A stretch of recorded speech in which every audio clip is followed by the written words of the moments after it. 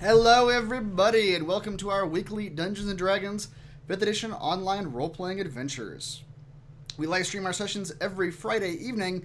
You can keep up with our adventures on YouTube as well as catch weekly recaps on roguewatson.com. I am Chris, your Dungeon Master, and I am joined by our awesome players. Eric playing Kazan, the half-elf warlock paladin, who will be joining us in spirit as his body is racked with the flu. Heather playing Phrysis, the tiefling sorcerer. Hello, Heather. Hello. Reese playing Tim, the Warforged cleric fighter. Hello, Reese. When do you think the last time you or Eric could have said live streamed every Friday? Truthfully. Every Friday? Truthfully. It's been a while. Not even, no one's live every week. Even new shows take a week off every once in a while. I mean, hello. Hello. Almost all Friday. Almost all. Friday. Yeah. Right? That's the only one we've missed in this campaign. Well, the only week we've missed was last week. And there's Usually we can move it around a little bit, but Rochelle playing Korinn, Hi. the blue Dragonborn sorcerer. Hello, Rochelle. hello. And Raymond playing Alfred, the halfling ranger. Hello, Raymond. He was here a second ago. He wandered away. It's the Raymond way. Yep. Yeah. It's the great disappearing Raymond. Yep. Blink and you miss him. We use Roll20.net for our tabletop campaign, Skype for video chat, and I am recording it all using Open Broadcaster software. Previously on Storm King's Thunder, the party conversed with Clouth, the Dread Red. He was curious about the events surrounding the giants and wanted to know what the party knew. Upon Brysis mentioning an ancient female blue dragon, Clouth became enraged, seeming to know her, and believing her to have been dead. They tried to recall her name, but was met with the same glazed look the party had seen before when others attempted to recall the blue dragon. Kazan offered to dive into the red dragon's mind, hoping to find more information. Clouth agreed happily, and Kazan discovered why too late, as he stared into the dragon's eye and was immediately enthralled by the creature. Kazan, however, seemed perfectly happy with his turn. Perhaps too happy, even, as he seemed to attempt to get on the dragon's good side in a rather sensual manner. And if Kazan was here, he could get experience. Kazan dove... What about the rest of the party? Can they get experience too? Inspiration. Oh, okay. We'll take No that too. experience for you. I guess. Only experience for one at a time. Kazan dove excitedly into the dragon's mind, but learned little. The blue dragon was obscured by the lightning cloud they had witnessed elsewhere, even deep in the memories of Clouth. The blue dragon somehow seemed to know Kazan was looking for her there, however, and blasted him out with lightning in response. Clouth was even more furious at this, and tasked the party with a mission: lay eyes on the blue dragon and return to him. He promised information in return, but was vague and cruel about the nature of that information. The party was granted the use of Clouth's airship and took flight for the next destination, the Great Worm Cavern. Arriving at the outskirts of the cavern, they were reticent about diving in, so Bryce summoned herself a magical yak, sprinkled it with pixie dust to let it fly, and sent her flying yak scout to see if there was trouble ahead. I'd forgotten about that. And Bryce, you can have a point of inspiration. Humorous to listen to. Fine, yeah. It immediately found trouble in the form of an arrow in its flank. Poor yak. Your poor yak. What they discovered was a ragtag group of white Dragonborn, led by a bow wielder named Prinos. They discovered that this group had been attacked by a band of blue Dragonborn. Korinn plied them with supplies and promises of help, and the white Dragonborn agreed to let them come in and look for the artifact they were searching for. When I was typing this, I started typing shorthand, blues and whites, and now that I'm seeing it on paper and reading it out loud, I'm adding the word Dragonborn back in, because it doesn't sound right. The back of the cavern held a giant gong. This episode is titled Chris, the Accidental Racist. That's right. The whites didn't want to let them in, but they fought the whites. The back of the cavern held a giant gong that was missing a curved piece that fit inside an indentation in it. While they searched, Kazan heard a voice claiming to be of the cave. It offered to help them find the relic they sought if they protected the white Dragonborn from the blue Dragonborn, which the voice claimed had been corrupted. The cave began to shake, and the voice warned of danger approaching. From the ceiling burst a family of remorazes, molten insect-like creatures. The creatures were hard to hit, but the party was ready for them. One got a nasty bite on Alfred, but the party otherwise cut them down quickly. Now, with the monstrous insects slain, the party has their next objective, seeking out and dealing with the blue Dragonborn tribe, Korinn's old clan. This seems awkward for me. Maybe. So you all are right back in the Great Worm Cavern, having just killed those remorazes. And Prinos and one more Dragonborn are up there with you. If you remember, they tried to help you, but they weren't much help. They didn't actually do anything during the fight. Or didn't hit anything. They were there for decoration. That's right. Moral support. And Prinos approaches you and he says, what now? What is your all's plan? You didn't. Kazan got it for loving Clouth too much, and Bryce has got it for sending a flying yak into the cave. Flying yak for the win! Mm-hmm. Tell that to the yak. That's right. The yak was destroyed by the Remorazes, I believe, is where he met his end. My poor yak. Yickety yak. Won't come back. Nope. Just because he talked back. We've waited 2 weeks to do that. That's right. Preparing. What a glorious, glorious moment. Yep. It's worth it. So what is he telling us? Prinos is just asking you what your plan is now. He says, what do you intend to do now? It doesn't look like you found what you've come here looking for. Is your dragon clan not here? Korinn? Do I have any sort of special insight into, like, sensing my clan? No. Not sensing. You kind of vaguely know this area, though. Like, you knew about the existence of this cave before you guys got here. You had never been there before, but you knew of it. How's that possible? You like heard stories, or it's like a city you've clan. heard of, but you've never been. An oral tradition. That's right. So I don't know where they hang out. No, but if you were to ask Prinos, he would tell you that he doesn't think the blue Dragonborn warriors are very far away. He says, our encampment was about 10 miles to the north. When they rode in and destroyed us, we ran south to here. I have to imagine they're still to the north somewhere, looking, and they're probably heading this direction, looking for us. So if you're looking for them, north somewhere north of here would be my guess where you'd find them. And how many of them are there? He said, the blue Dragonborn themselves? Lord, there must have been a dozen of them.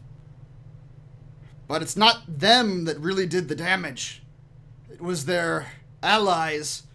They came in with monstrous creatures. The ice itself rose up and fought side by side with them. Well, I got a plan for that. Uh-huh. Come with us. Come see your fallen comrades avenged. Or just come see your fallen comrades. He says, I don't want to leave. I'm the only one left to lead these people, you see. If I leave them, they'll have no one left to protect them. No, all of you come. All of us. We have women and children, sir. So, I'm what not. are you suggesting? I'm not leading our women and children into battle. Young women. So you're gonna- We have fighting age women, but they're all armed. That seems sexist and ageist. Are I you- won't Probably. stand for it. You're saying the young women can't come or children They're can't armed. come? Like, do you want to rephrase what you're suggesting? D&D for the 21st century. Says, not really. I don't know what the right answer is here. It sounds like his Alright. women and children just eat snow for survival. Alright, Because that's all So I we see know- here. the person who's running the blue Dragonborn clan he's the crazy dude, right? He says, I know of him. Raijin. He was the one leading the warband. And Korinn, the name Raijin does, you do remember that name. You do remember him being a fellow warrior in your tribe. He was not quite as, he was still a magic user, but he was not quite as magically adept as you were. He was more a mix of the two. You remember him wading into battle with a sword that he conjured made of lightning.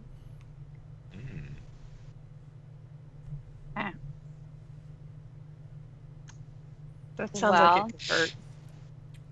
So I guess we need to start heading north to try to find us some Dragonborn and ice monsters. He says,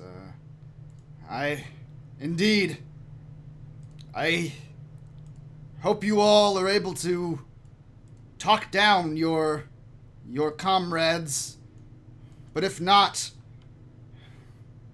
you know, they can't come, we can't let them come here and kill us all, right? They'll have to be put down if they can't be reasoned with. I'm okay with this. I think we're all okay with that. He nods. As we all turn and stare pointedly at Korinn. Korinn feels really conflicted inside. He says, But- there's always a chance they'll talk to you. He says, I do remember your name, Korinn. You were a prominent figure of the tribe once upon a time. Perhaps you still have allies. Yeah, perhaps. This feels like this moment where like Korinn may suddenly like turn on the group if things go badly. I'm on their side now. Time to die. I'm glad everyone is now the untrusting of the Korinn versus the me when we were dealing with the Zents. Right. Oh,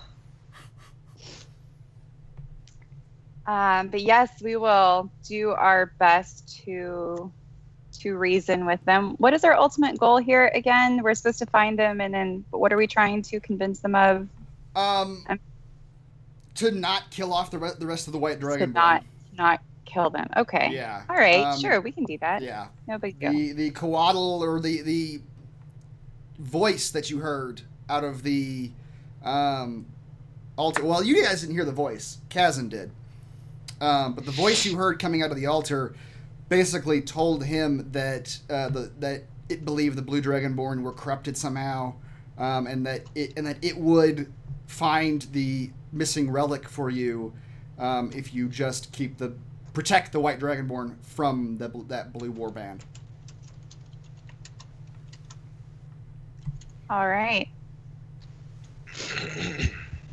Well, here's hoping they, still consider me an ally and don't immediately try to kill me. So, Here's hoping. Especially after you've been talking to these Dragonborn.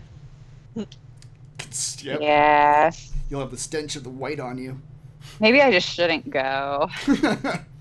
well, I should hang out here with the women. The young women. doesn't Kazan have the stench of the red on him since he's Klaus, basically Probably. Klaus Biatch? Yeah, that's probably a thing. If anyone looked too Yep. close. Maybe we should just avoid this altogether then. Let's just go home, This guys. is one of our other quests. Let's just hit the gong, cause an avalanche, and be done with these guys. Oh yeah, what happens when we hit the gong? Do we know? Did we ever hit it? No, you never did hit it. I'm Oh, gonna hit I'm the so gong. willing to hit that too. I'm gonna hit the gong. Yes. Is there like a what's a gong A hitter? mallet of some sort The of gong hitter. Yeah, yeah. Stick. Wait, you I have a little ball thingy we can throw at it, and then it'll become an animal for me. Oh, what kind of animal do we throw at a gong? you won't find out until you throw it. Probably a squirrel. Yeah. Let's do it. All right. Down for this. Bryces, you want to? Yep.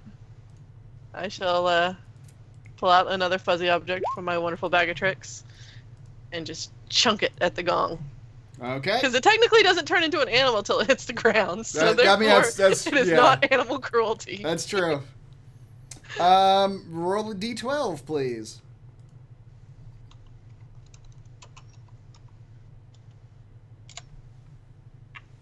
All right, you throw I think I've seen that number before. the puffball at the Oh, gong, a half. and it begins to grow in size as you throw it. It's not fully formed when it hits the gong, but it hits the gong and drops to the ground, and the fur on the ball turns into a dark brown as it gets whiter and whiter.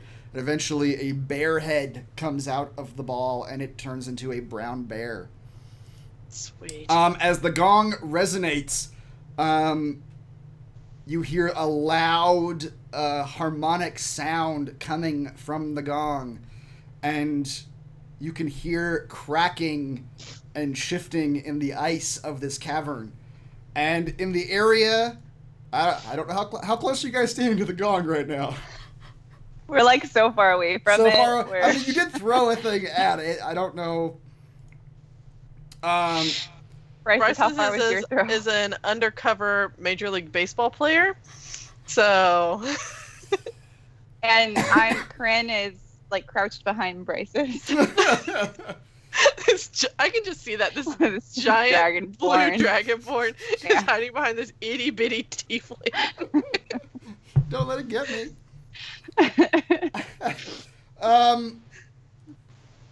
I don't know. And if then the I bear's just like trundling back after hitting the gong. Yeah. Well, no, he's not. He's getting up as large icicles are pounding the ground around the gong. Oh, not my bear. Um, Run, bear.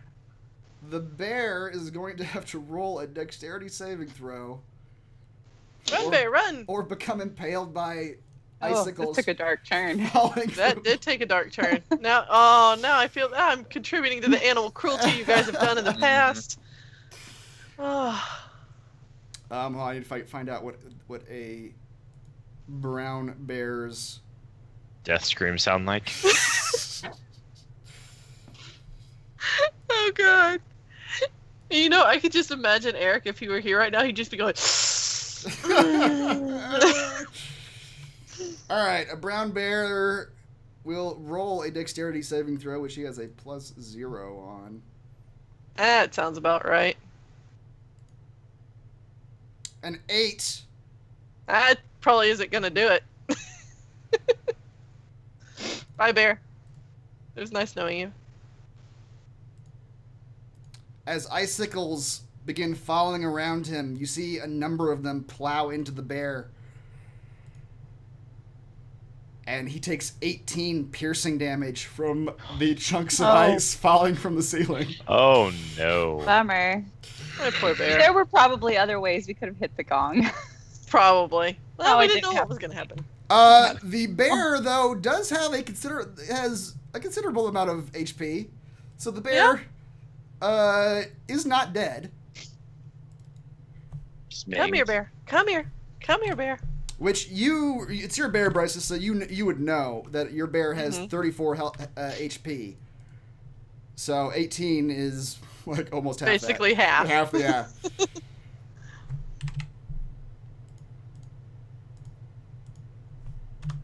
Alfred's gonna start running away. Otherwise, nothing else happens. You see that the area around the gong is now littered with icicles and dead remorazes.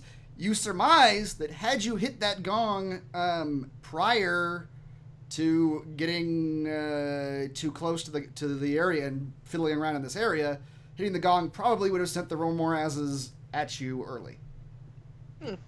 Them having been living up in those icicles. Can I use my healer's kit on the bear? You sure can. I don't know if the healer's kit does that actually give HP. I have no idea. I don't think I ever wrote down exactly what it did. I think a healer's kit is used to stabilize people once they're dying. And your bear will not die, he will just turn into a puffball. Yeah. Are you trying to offset the guilt you feel for being harmed to this bear? You're just pressing gauze into the icicle wounds. Yeah. You're alright, bear. I'm giving him like little kissy faces on the front. Like trying to patch him up. I need him to stay alive a little longer. Yep. The bear otherwise, though, just sort of sidles up to you, seemingly ignoring the chunks of ice it has sticking out of its body. I'd like to see what this bear is feeling. What is the bear feeling? I mean, I can just roll animal handling. Betrayal. That's right. Rage. The chat says Kazan is still daydreaming about riding on the top of Cloud, having an Aladdin and Jasmine Disney moment. Yep, probably. He's just back. Yeah, he's back there with Klaus vision in his eyes.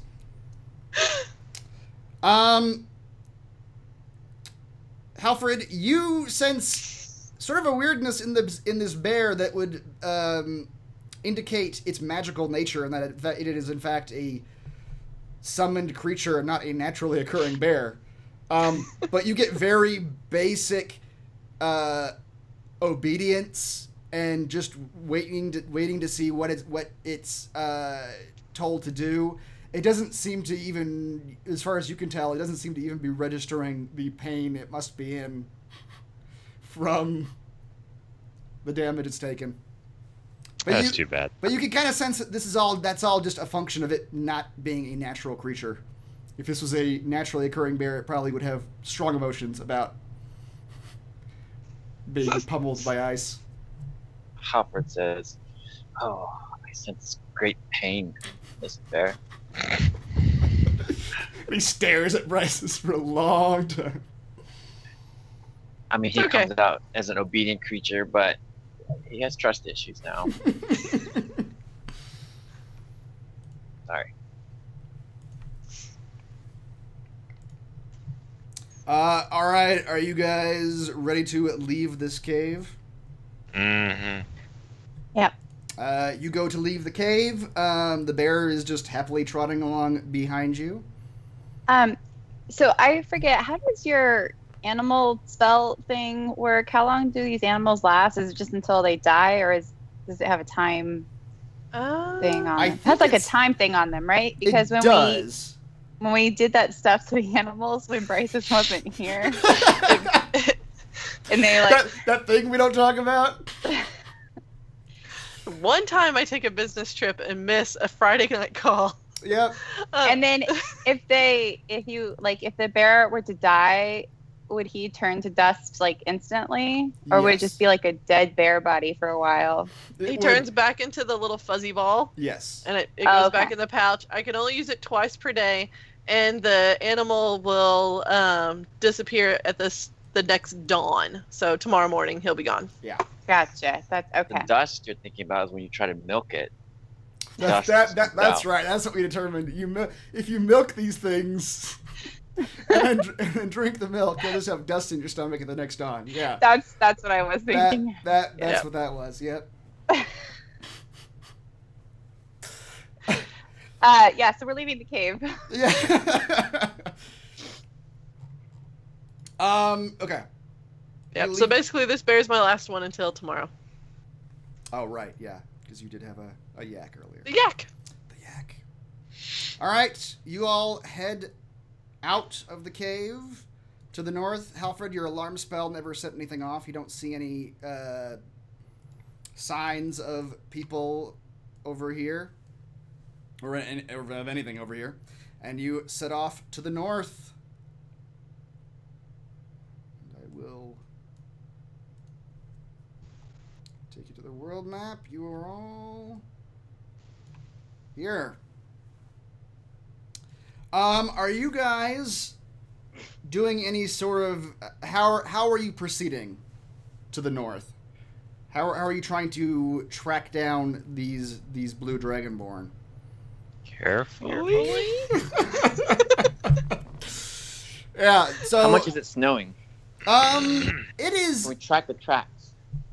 It is lightly snowing. You might be able to see tracks if they've been made within the last couple days or so, but you don't see any tracks right now. How about Alfred? You don't see it right now. I mean, Alfred, if you want to keep your eyes open for tracks, you can absolutely do that. As you go north, you don't see any, though. It seems like no one's passed by the ground you're treading in the last 2 days. It is just packed snow on the ground.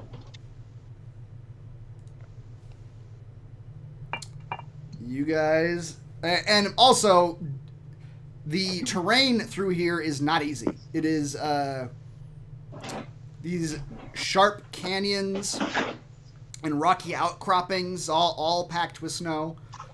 Due to Alfred's rangerness, I forget what ability it actually is. That's what it's called. It's called rangerness. He's able to lead you through the more treacherous paths and through the snow so that you're not all, sliding around and following and all that jazz. Thanks, Alfred. Yeah. You're welcome. It is, however, bitterly cold. You all have your coats and wrappings and all that stuff that you picked up for this particular trip north. But you get the feeling you would not want to spend a night out up here. That's why we have our Insta-castle. Right, you do have your Insta-castle, yes. Your scarf. That probably would keep you kind of warm. I mean, I would think so. It's just flame. You guys travel north. You've been going north for about 5 miles. And Alfred, you spot tracks. You spot what look to be 3 sets of humanoid footprints in the ground. They're going in a northeast to southwest direction. They were heading southeast, and they were coming from the northwest. Can I tell what kind of humanoid? Like hood, shoes, Were they Dragonborn? gear? You might make a guess. They looked, I mean, you can gauge by shoe size. They look to be booted feet. They're not like bare feet or anything like that. That's what I wanted to. Yeah, you would guess that they're probably between 5, 6, and 6 feet tall. Maybe a little bigger. Obese? You see no beast. No, obese. Obese. That's what I thought you said. This changes how we go from here. That's right. They can tell me how fast they're going. One of them looks heavier than the others. His boot prints are deeper in the snow. You wouldn't guess. Does he look like he might have obstructive sleep apnea? Alfred gets really close to the tracks, sniffs them, and yes. Does That it means smell like he's diabetes? tired. He hasn't slept in 3 days. Does it smell like diabetes?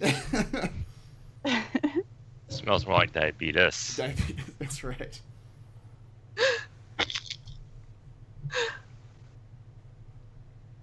Yeah. It seems like they'd be short Dragonborn, right? How tall are you, Korinn? 8 feet? 20 feet? I don't remember. I think like 6'5", something like that. Let's see. I actually 8 feet was actually what jumps into my head. Maybe it's only 6 feet though. I don't know. There's a book behind you somewhere. Well, I may have just mischaracterized how tall Dragonborn are. Under all that crap on their desk. Okay. I'll take your word on that. Yeah, I thought Dragonborn were fairly tall compared to Let's see, I can find that. the other races, or I just might be assuming that. Size. I'd lean over and get Eric's book, but that might send the cat flying. They're taller and heavier than humans, standing well over 6 feet tall and averaging almost 250 pounds. Alfred, you would guess that these tracks are maybe people that are well over 6 feet tall. Oh, I thought you said they were between 5 and 6 feet. Well, No, he's just a well over. He was guessing before. I was guessing before. Oh. Incorrectly. Yeah. My knowledge of Dragonborn height was incorrect. He looked So, like yeah. Right, Dragonborn. DM. One of them's a little heavier than average. Probably was eating a hamburger on the way, but you see these crumbs here. We'll get the ground beef. You've been reading Sherlock Holmes again. Perhaps on my The stain on his pants. break. Stain on his He's just- hand. Just so No. cool. Tell by the tracks. It's a stain on his pants. Yeah. And it's not food. Okay. Alright. Yeah. These are probably our Dragonborn, right? We should follow these tracks and talk/kill them. Yep, you would guess. Yeah. Yeah. Like I said, the tracks are heading southeast, and they came from the northwest. What kind of Wait, dragons? so that means they're this far behind north? us then? They are somewhere behind you, somewhere between you and the Great Worm Cavern now.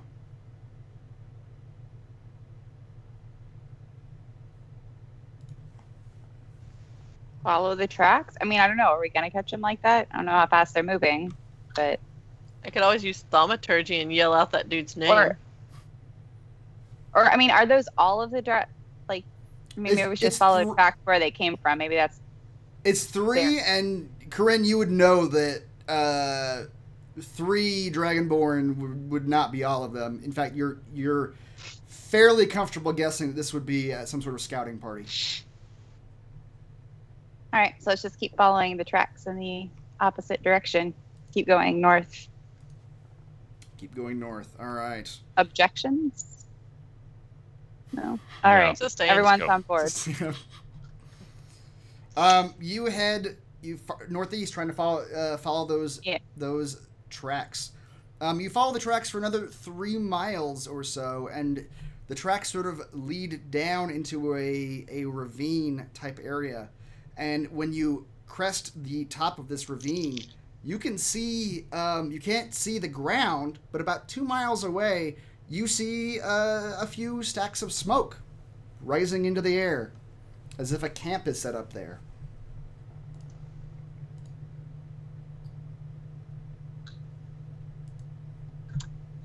Do we want to surprise them or I don't know. not? I don't know. Can we surprise them? Well, let's try to get closer and see what's happening. Okay. Delay.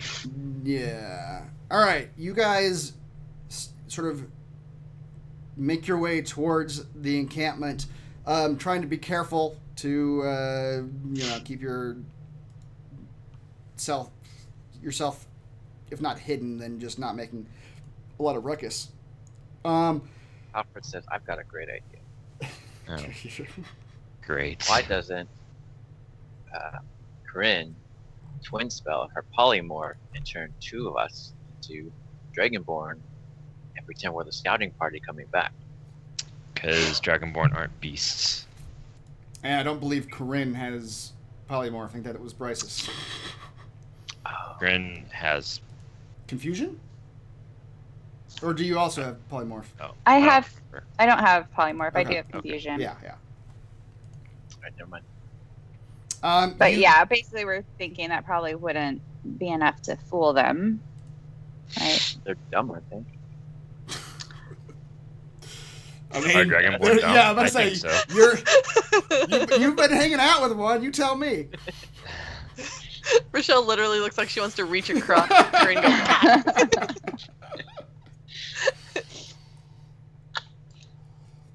They are far more intelligent than you could ever fathom, Alfred.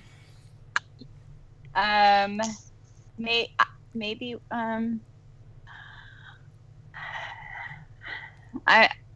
we could send a message to them to just like see if they're going to try to kill us right away, or if we could be like, hey guys, can we talk for a minute? You know, like come in peace, sort of a thing. I don't have any better ideas. How close do you think we could get? So you guys crest this ravine, and you see you get closer and closer, and you crest a little snow hill, and you see maybe 300 feet away from you. You see an encampment. You see 4 small, maybe ranging from 20 to 25 feet wide, circular tents. It looks like these are composed of bone and hide.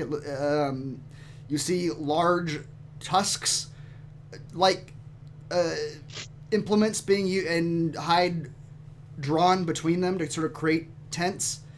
Of those 4 tents, you see 3 of them have smoke rising through the top of them. And in between all 4 of them, you see one much larger tent. It looks to be solidly like 80 feet long and 35 feet wide. It looks like almost set up like a hall. And it also has very large bones of some kind, with hide tied to them to form a tent. And it has the largest plume of smoke rising from the top of it. This is a scouting party? This, Korinn, you recognize this. This is a war band. This is a full like detachment of blue Dragonborn warriors. No, he was saying the 3 tracks I saw going the other way was the scouting party. Yes. So we went towards the war party. Great.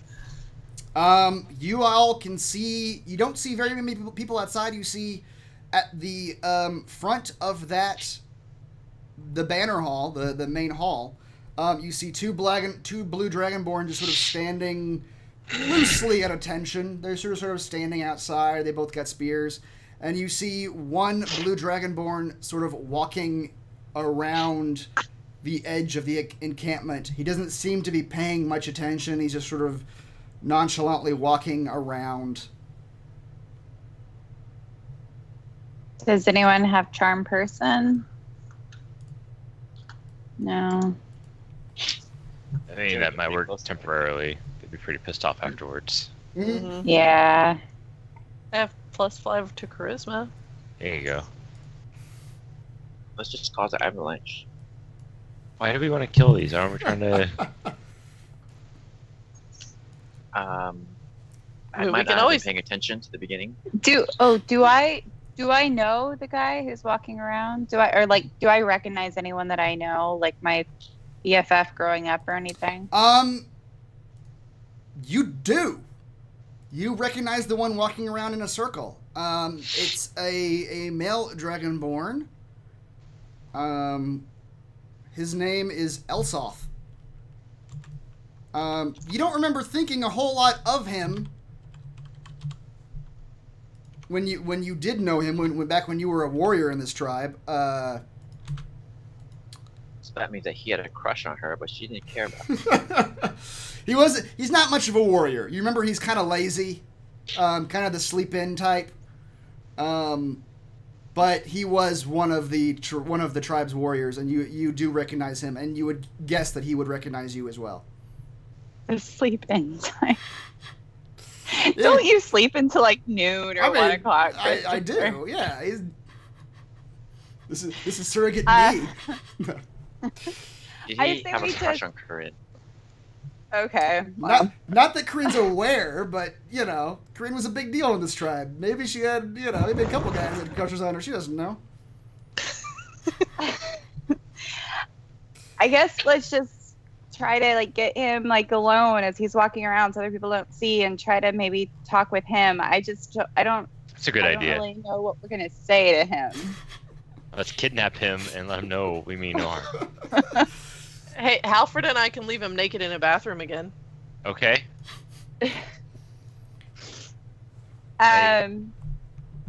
What's your idea? No, I Tim? think we should.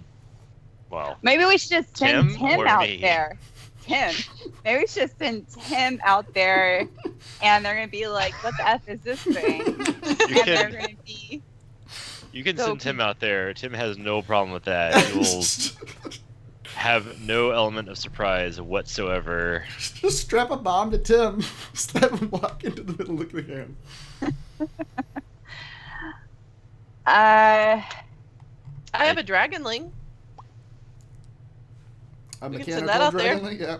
Yeah, my little mechanical dragonling. We can send him out there to make a circle and come back. I bet he'll follow it. Like, what the hell?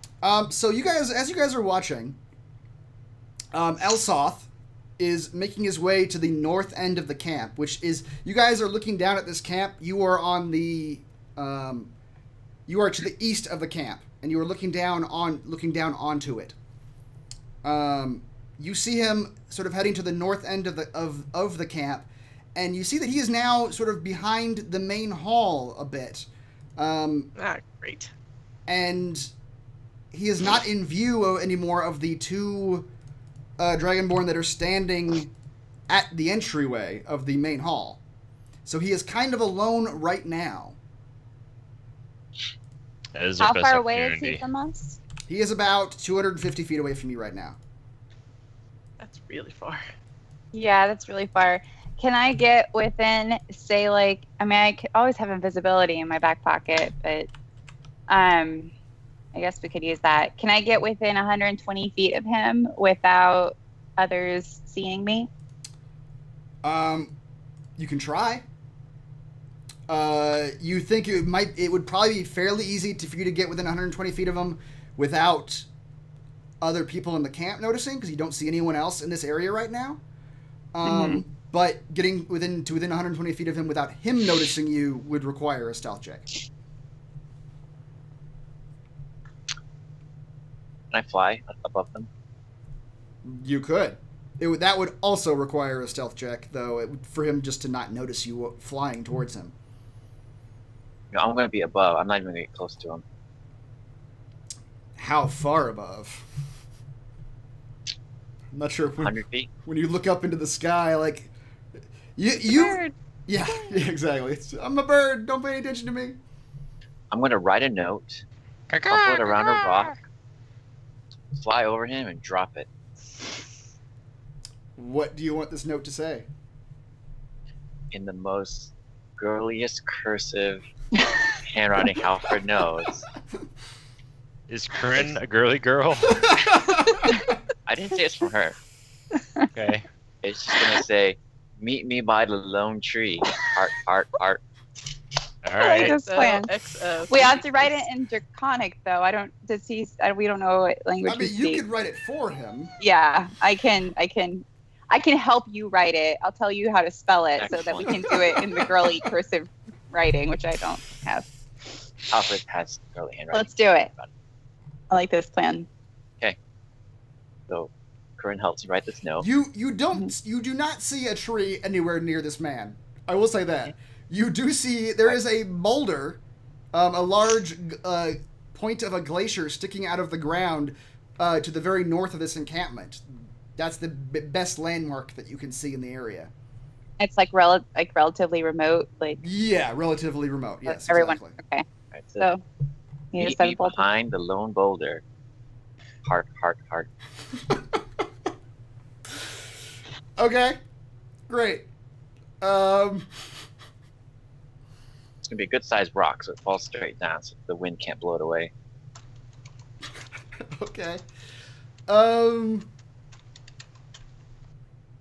You write this note. Fly on over. This Dragonborn is still just sort of lazily idling around the camp. Alfred, you get a very good height, about 100 feet. Alfred, I'm gonna need you to roll. Let's go with sleight of hand to drop this rock in a way that he will notice it, like in front of you. Try and drop it like in front of where he's walking, right? Yeah. So that he will see it like hit the ground, or at least see it on the ground with the note tied to it. Yeah. If it hits him, fine. But Okay. Roll a sleight of hand check. Okay. You get 100 feet in the air. I calculate wind speed, direction, terminal velocity. Yep. You calculate all that. You drop the rock. It lands directly in front of where this Dragonborn is walking, like 5 feet in front of him. The snow puffs out, and Alfred, you see him bend down from your great height. You see him bend down, pick up this rock, stand back up, and look at the note attached to it. And then he looks directly up at you, Alfred.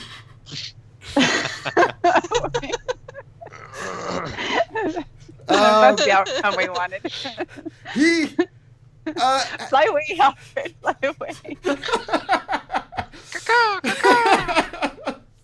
Alfred, you can tell that 100 feet in the air, he's gonna have trouble making you out because you have trouble making him out from that height.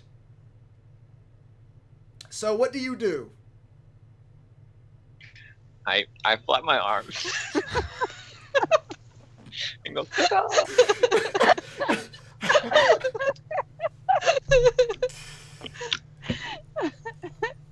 Okay. Roll me a performance. I think performance is a thing, right?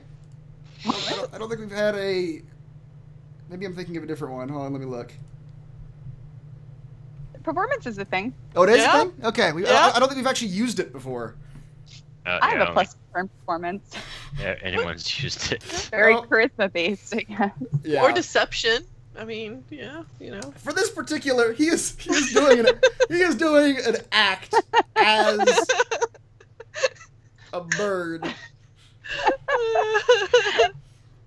16. All right, hold on. He is going to.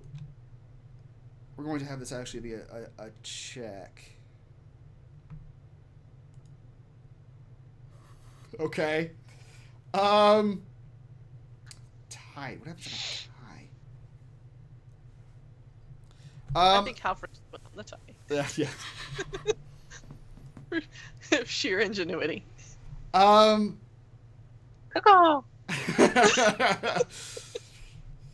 Alfred, he is just, at this point, he is just staring at you sort of wide-eyed. He's not making any moves. He's not yelling anything at you. He's just staring at you, like, with a quizzical look on his face, like he doesn't understand what's going on. Do you want to fly away?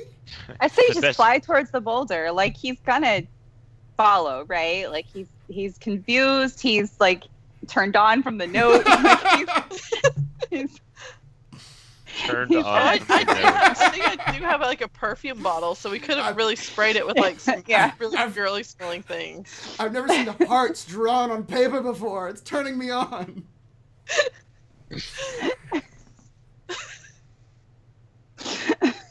Oh man. Yeah. Where are you flying to, Alfred?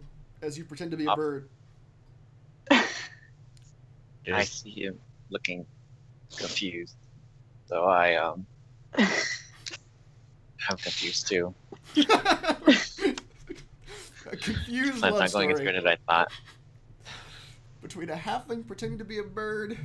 And I guess like during this time, Yeah. What do you? Yeah. like, What? Yeah, what I guess like I don't know about everyone else, but I've gone around to the boulder. Like I'm walking that direction because our plan is to lure him there. So I'm gonna wait by the boulder. Okay. I'm gonna fly to the boulder. I run that thing. I guess I'll try to find the largest rock I can and lay in wait. What are we doing? Like the boulder? Yeah. That large? Okay. I'm You gonna try to missed. crush him with the boulder as he walks by. Wait, that's not the plan. Oh, Hold on just a second. Let me get you guys tokens. Tim is confused.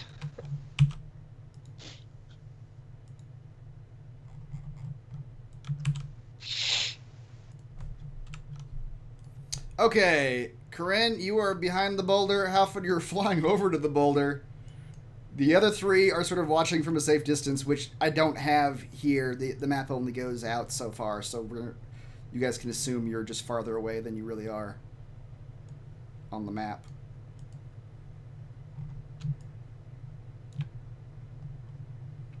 You guys all see okay?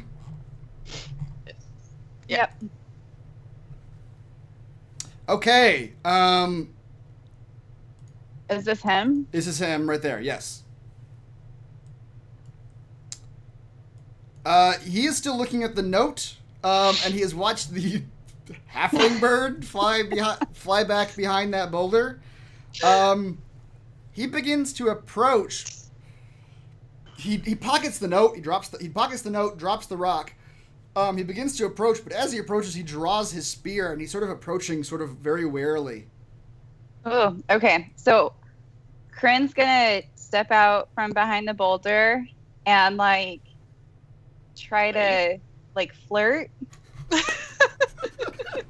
but Try to like flirt. like she does. She's never like flirted before, right? So she's like trying to like bat her eyelashes, but like she's really just kind of squinting her eyes, and she's sort of like, I don't know, like tries to like push her arms together to make her Like cleavage. Betty Her, White her trying to dragon flirt. bosom.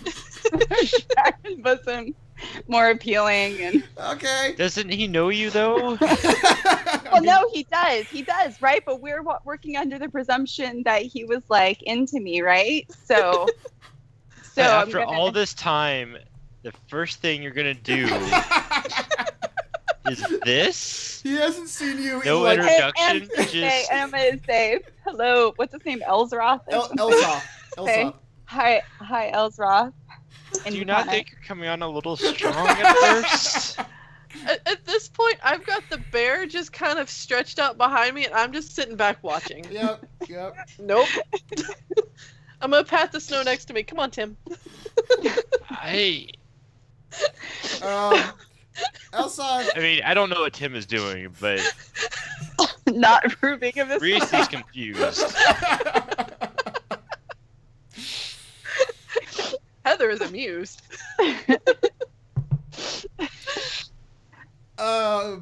Elsoth begins approaching you, like he's like leaning forward and squinting his eyes, like he's not even sure he believes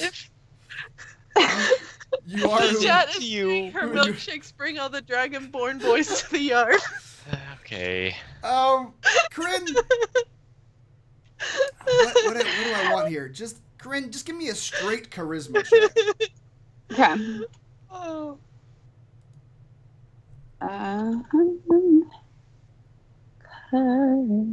Wait, that's.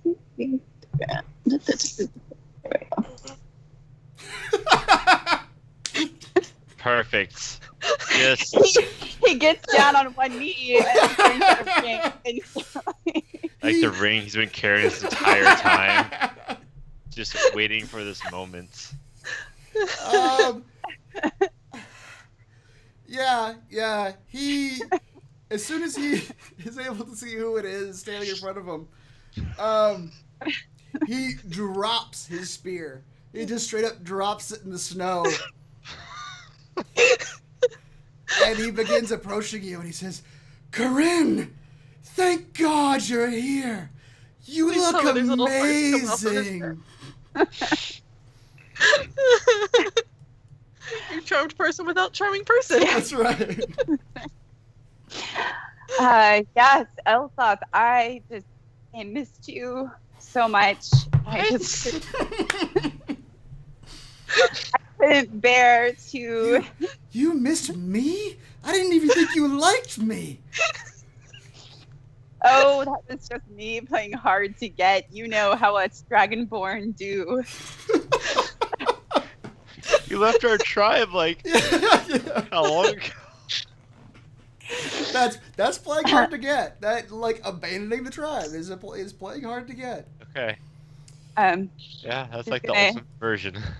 Take a step forward and say, He comes forward he kind of puts his arms out like he wants to go for a hug, but he's not sure if he can. So Korinn is gonna like step forward and like take his spear out of his hand as she like hugs him Okay. and has removed His spear weapon, from it. yeah, he doesn't even notice that you do that. He just lets you. He's just so happy to see you. If Korinn were to look backward, she'd just see Bryce's going. Yeah. Yep.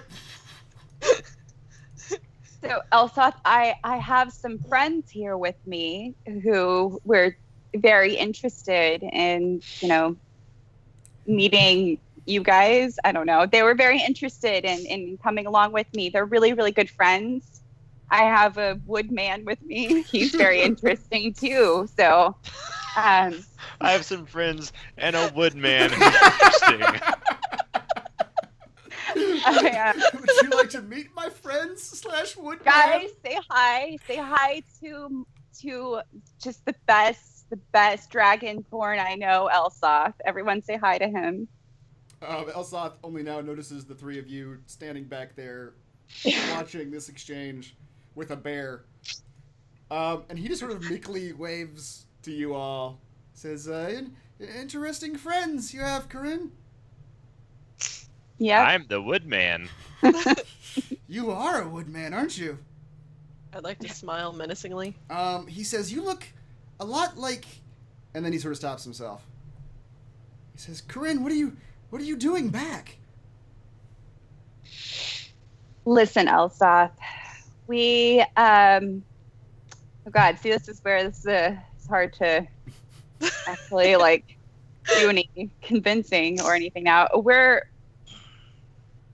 We're here to talk about this little squabble that's been going on between us and the White Dragonborn. We think it's time that things maybe come to a resolution and we bring peace to our tribes. He nods a bit. He says, and I shouldn't say this to anybody. Raijin would be really mad if he heard me saying this, but I don't disagree with you. But lots happened since you've been gone, Korinn. Our matron showed up at our tribe.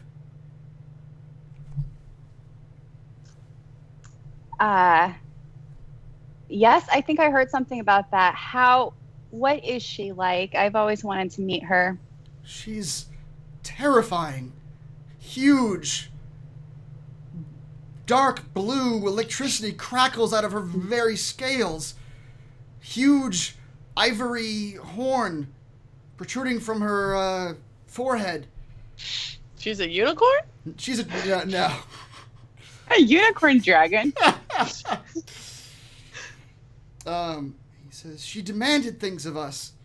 She wanted us to bring forth our best fighters, our strongest and most skilled and most powerful. And we did. We couldn't argue, Korinn. You have to understand, when she was around, it was like we wanted to obey, you know? I've never been around one of the progenitors before, one of the true dragons that birthed our kind. I've never even seen one. And to have ours come to our tribe, it was just too much. We all just did what she said. She took our best. She took our strongest warriors, our most capable spellcasters, and her servants took them away. And then she put Raijin in charge, And then she told him that he was to prepare for war by clearing the whole area of any of our enemies. And so that's what Rygen's been leading us to do. He's been getting us to kill anyone, including the whites. So- says, I don't see why they didn't take you. I think they're strongest. He says, right? I'm all right. I'm good. So, does everyone else kind of feel like you do? Like they're maybe not super on board with all of this?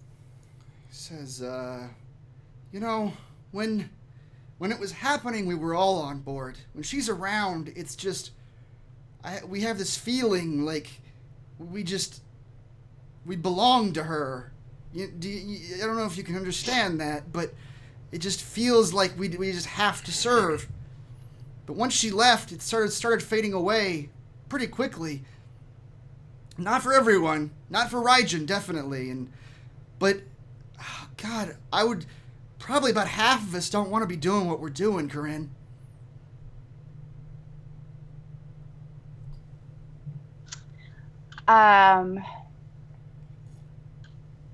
So maybe we can. Do you think we can get the others together and try to talk with everyone and about a plan about how we can change things around here? Says, well, I mean, I can try. There's a few in their own person in the sleeping tents around here. I don't want to go into the main tent though.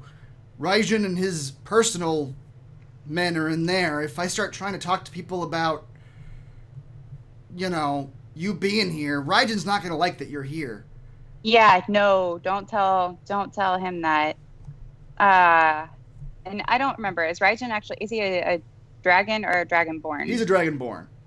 He's dragonborn. Okay. You remember he's sort of a martial spellcaster that was part of your tribe along with you. In fact, he fought in the same fight that you did where you died. Mm-hmm. Okay, that's right. Did he kill her? No. She was killed by one of the white dragonborn in that battle. He says, do you want me to try to gather? I can probably, he says, just guessing, I could probably gather 3, 4, 5 of us without drawing Rygen's attention. Yeah, that sounds great. Yeah, let's do that. We can wait here. Like, is now a good time? He says, now's a great time for you. Yeah, you too. You too. And she again tries to back. Which somehow works perfectly. He says, give me like 20 minutes. You guys stay back here behind this rock and I'll be back. Okay? Wait, can you not gather more? He says there's 5 or 6 in the main tent right now. But if I go in there, Rygen's gonna know I'm up to something. Yeah, I feel like if you can't gather more, it would be certain death for all of us when the inevitable battle happens. He blanches. Is there a way battle? Could we distract Rygen somehow? Like maybe send a wooden man in there? Or by some other means. I could write another note. Oh god. This time have a better plan for when he looks up. He says Rygen's in the main tent there. He's got 2 guards out front, and I would guess that I think he's got 4 or 5 in there with him. I don't know if we can. Honestly though, I don't know if any of them would be on our side anyway.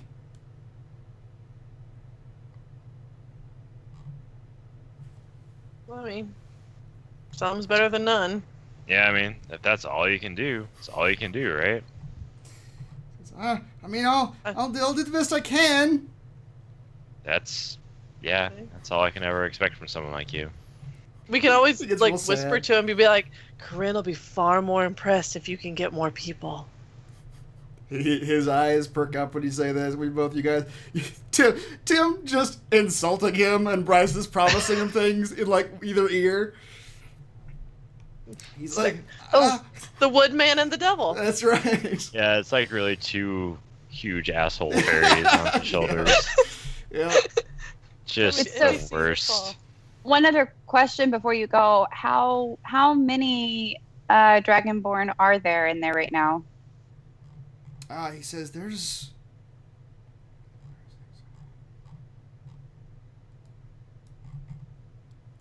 He says I think there's probably. Is he counting? Yeah. Because Chris has to count real quick. Did we lose He Chris? counts. He stops. He's counting in his head. He says I think there's probably about a dozen here. Okay. In the camp.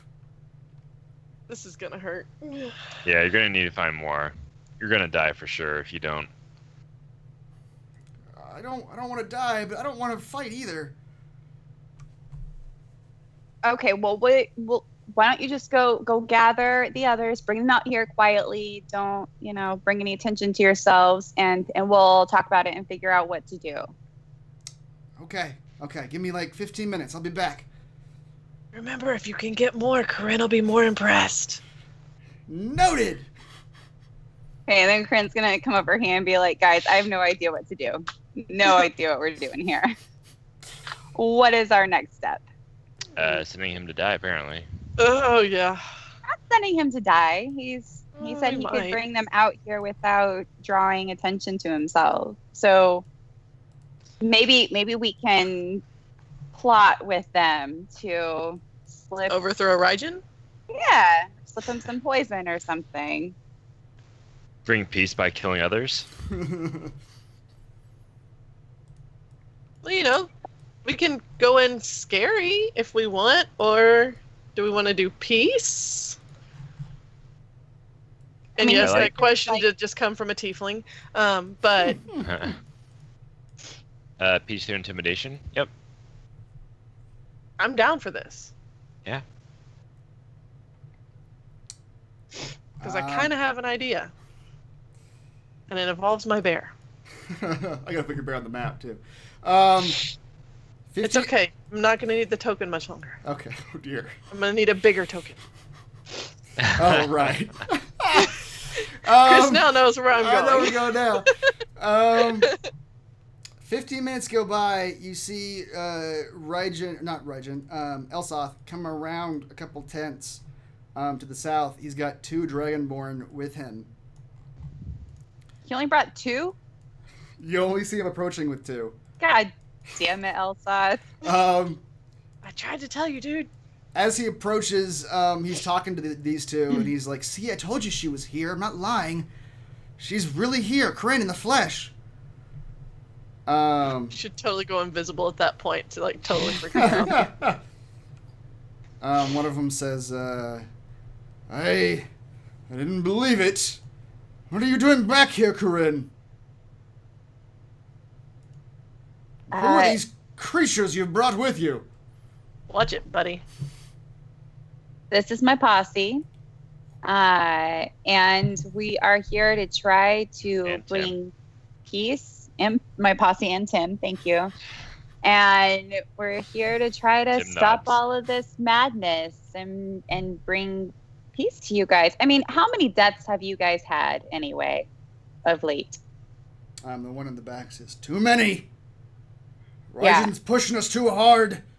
He's getting people killed in his bloodlust." Exactly. And we want to figure out how to put a stop to that. So if you guys have any ideas, As you're I talking, would love to hear it. As you're talking, you see 3 more blue Dragonborns coming around the other side of the main tent to your west, approaching you. As they approach, you see Elsoth wave to them and wave them over. Excellent. I was about to ask, does he look Yeah. scared? Are they or- drawing weapons? Yeah. Fair emotion. And they approach, and Elsoth says, this is all I could get without arousing Raijin's suspicions. And honestly, I think these are all of us that wants Raijin to stop this insanity anyway. That's about half. That's not bad. Mm-hmm.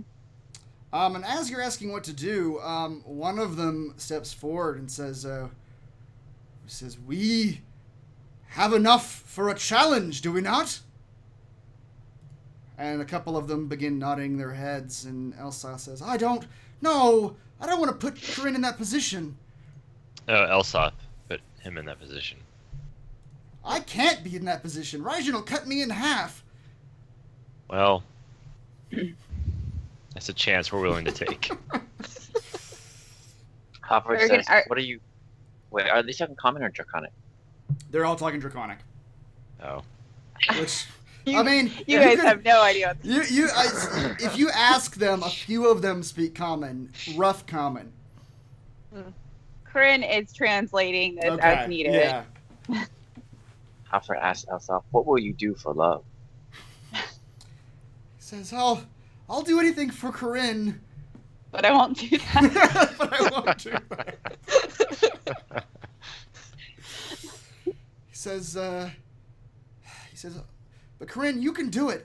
I believe in you. You can face Raijin. And a bunch of them begin nodding. They say, Korinn, you were the strongest of us at one point. Are you still? Wait, so is this like a one-on-one battle here? Yeah, So our plan was to go in there and fight, or to try to intimidate them, Bryces? What is your plan with your bear? What are you imagining here? Bear's gonna get real big if we wanted to go in and intimidate him.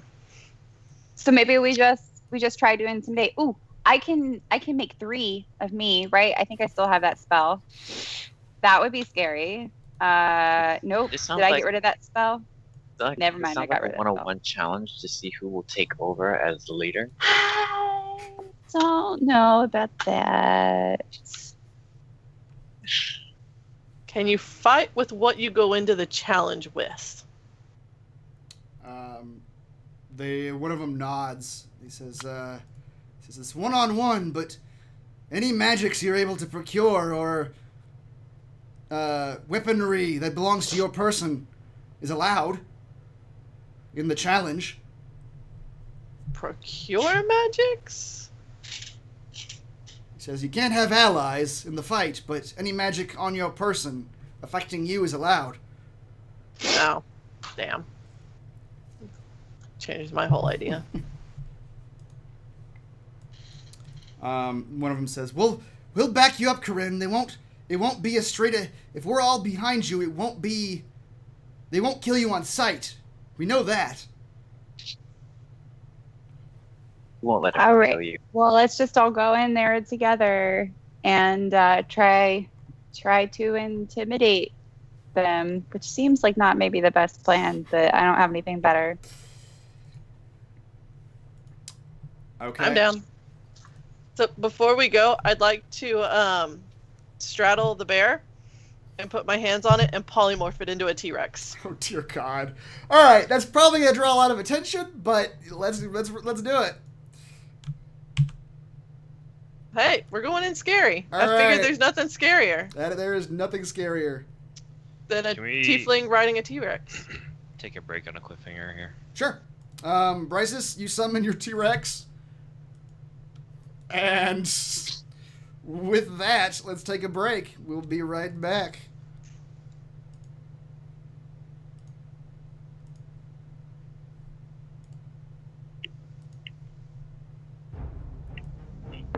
Bryce, is he riding your T-Rex? I'll put you on the back of it. I'm totally riding the T-Rex. Whoops. I didn't do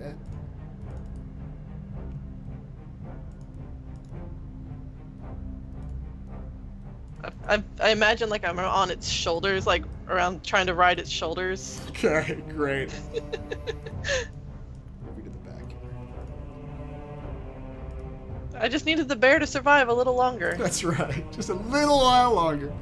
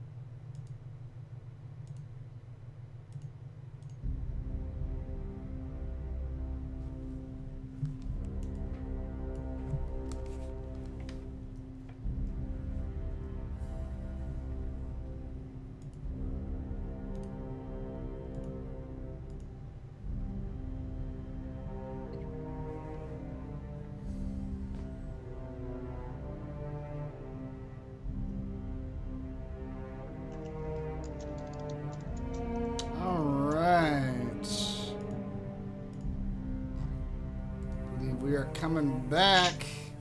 I do need to fix... It says session 34. It is way out of date.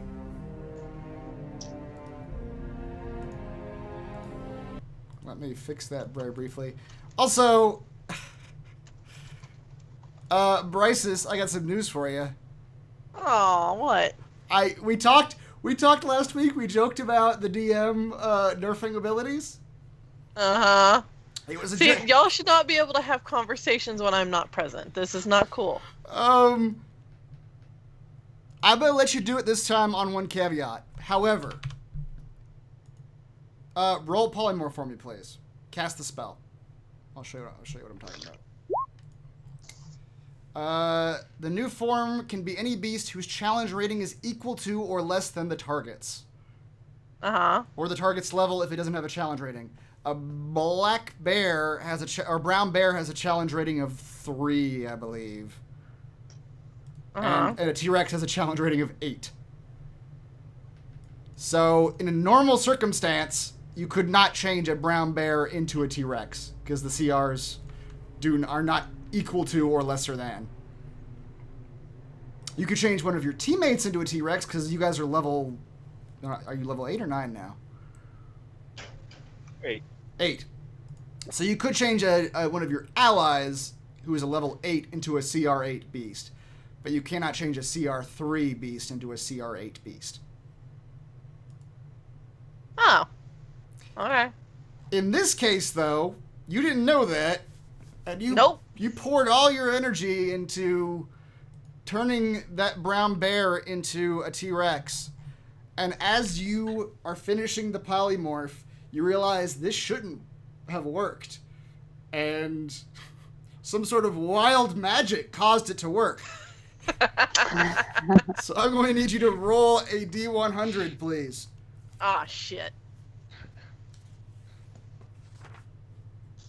It's always good right before battle. Right. Uh-huh. What could go wrong? We could just fireball everybody right now. You are surrounded by a lot of people. Yeah, I am. I really don't want to hit enter right now. Oh, crap. Alright. See what happens. Go, plotted plant. Yep. 47. I think that's the plotted 47. plant. A unicorn, controlled by the DM, appears in a space within 5 feet of you, then disappears 1 minute later.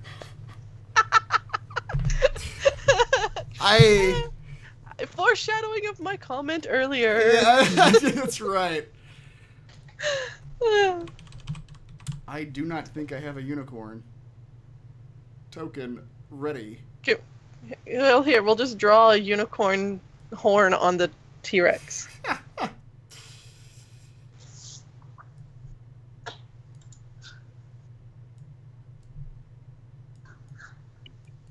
There's a unicorn.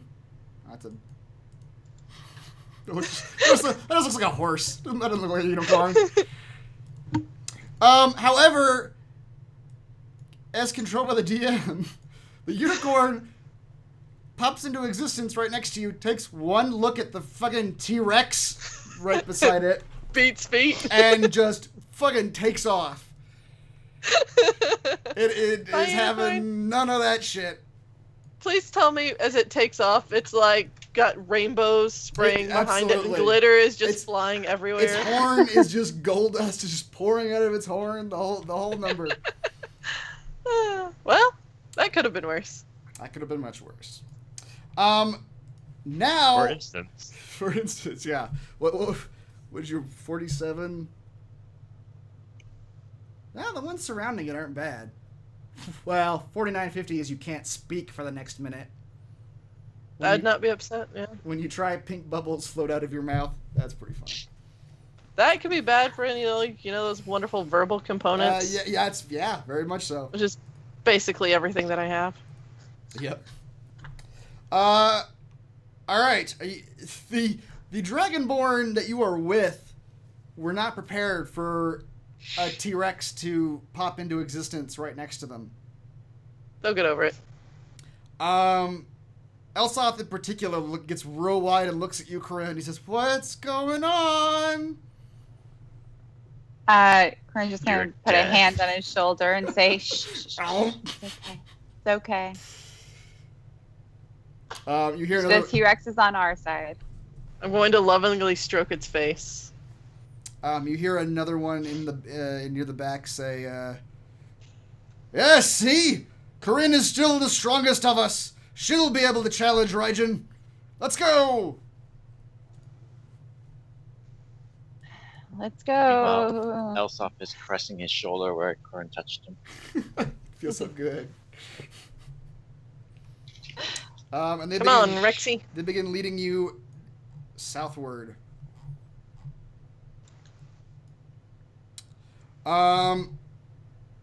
As you all begin heading southward, your T-Rex is making a shitload of noise. Well, yeah. Don't.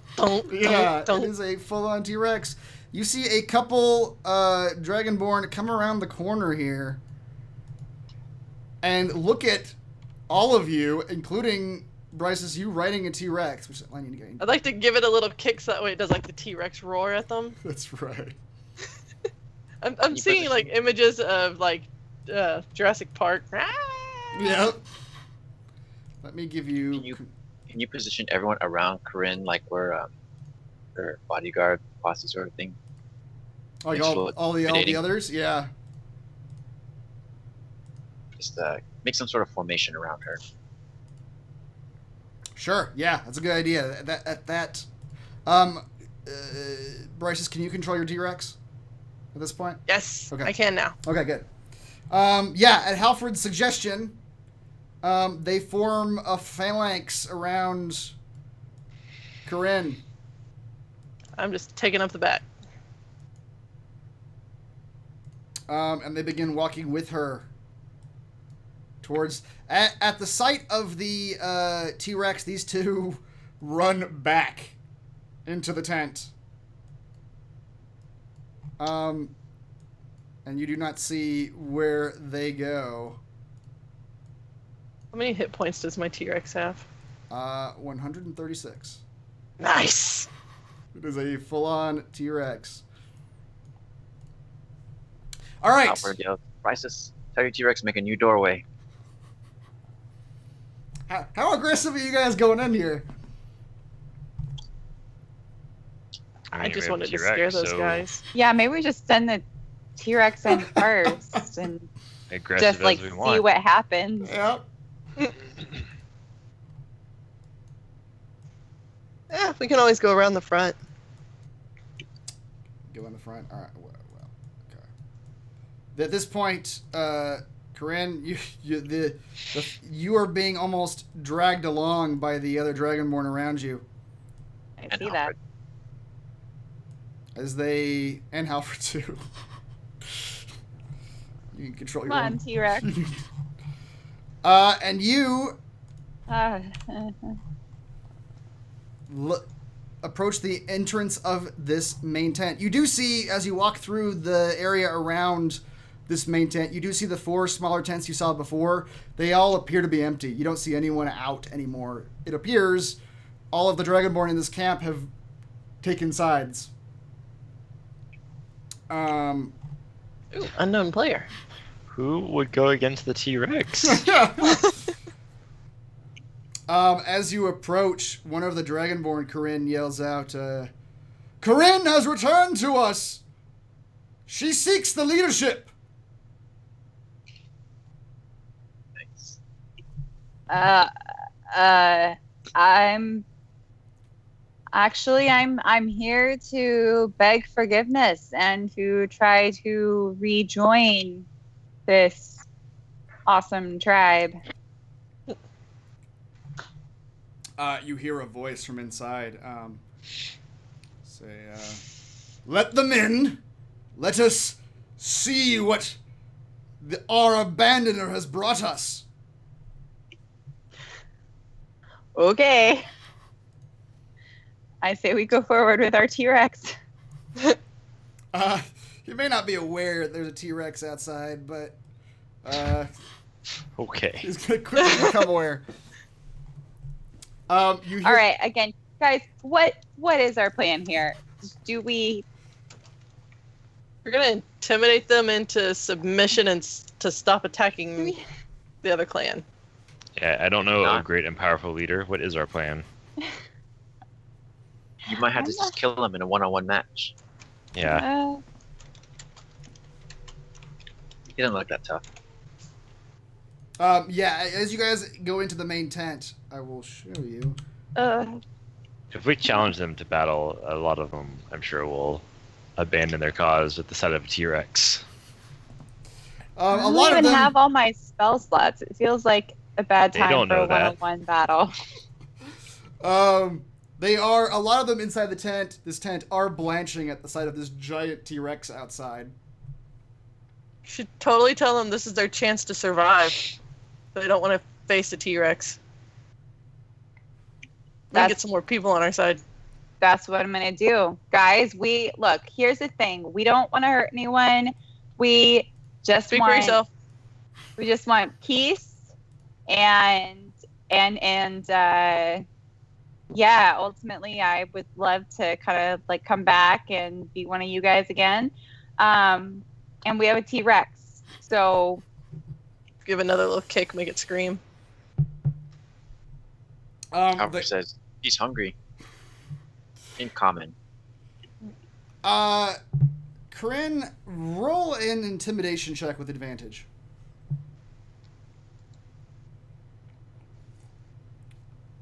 With the help of all your teammates. 25. Okay. Yeah, you needed that advantage.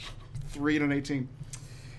A number of the Dragonborn inside blanch, and they say, Raijin, Korinn's back. We have to cede. I mean, look at the force she's brought with her. And you see the one that Korinn you recognize as Raijin step forward, and he says, Korinn, you have brought quite a force with you, haven't you? Have you come to abandon your people once again?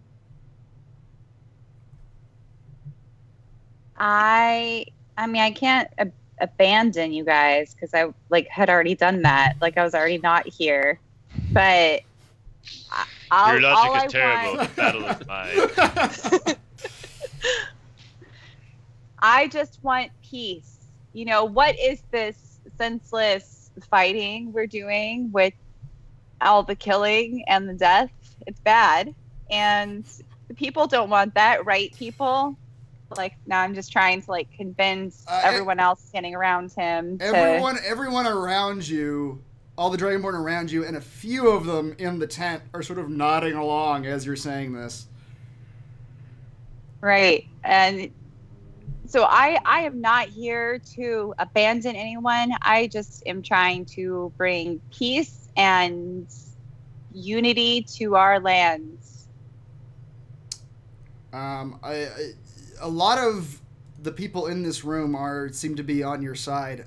You all see in the very back a cloaked figure. Yeah, who the heck is that? A hood pulled all the way over their head. You cannot see inside the hood. It silently approaches, and from behind Raijin, and you can see the figure kneeling forward. And you cannot hear what's being spoken, but Raijin is obviously listening to the hooded figure.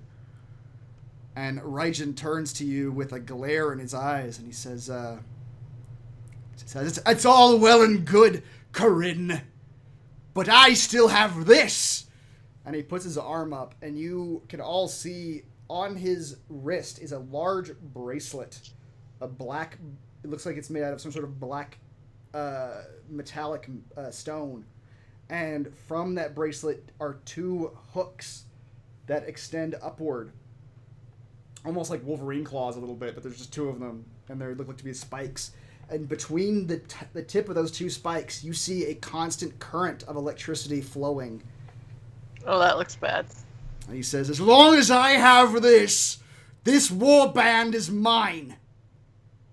Korinn, you want it? You know how to get it.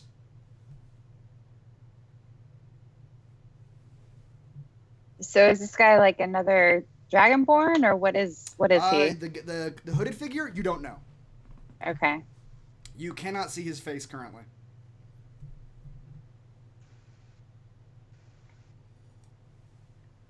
As Raijin is saying this, a lot of the Dragonborn around you, Korinn, are nodding along to him now, saying, yes, the challenge! Korinn must lead us!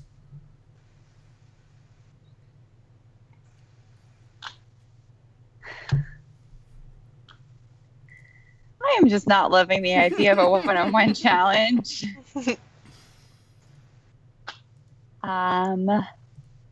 But I guess if that's what I gotta do, if no one else has any other suggestions. Ask him for a long rest. Yeah. Can I like? Yeah. Hey, can we like look one-on-one challenge like at dawn tomorrow? How's that? Challenge. See if you can challenge the hooded figure.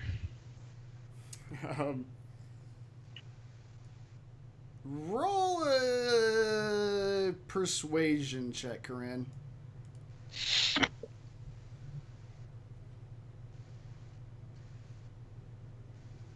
Oh no.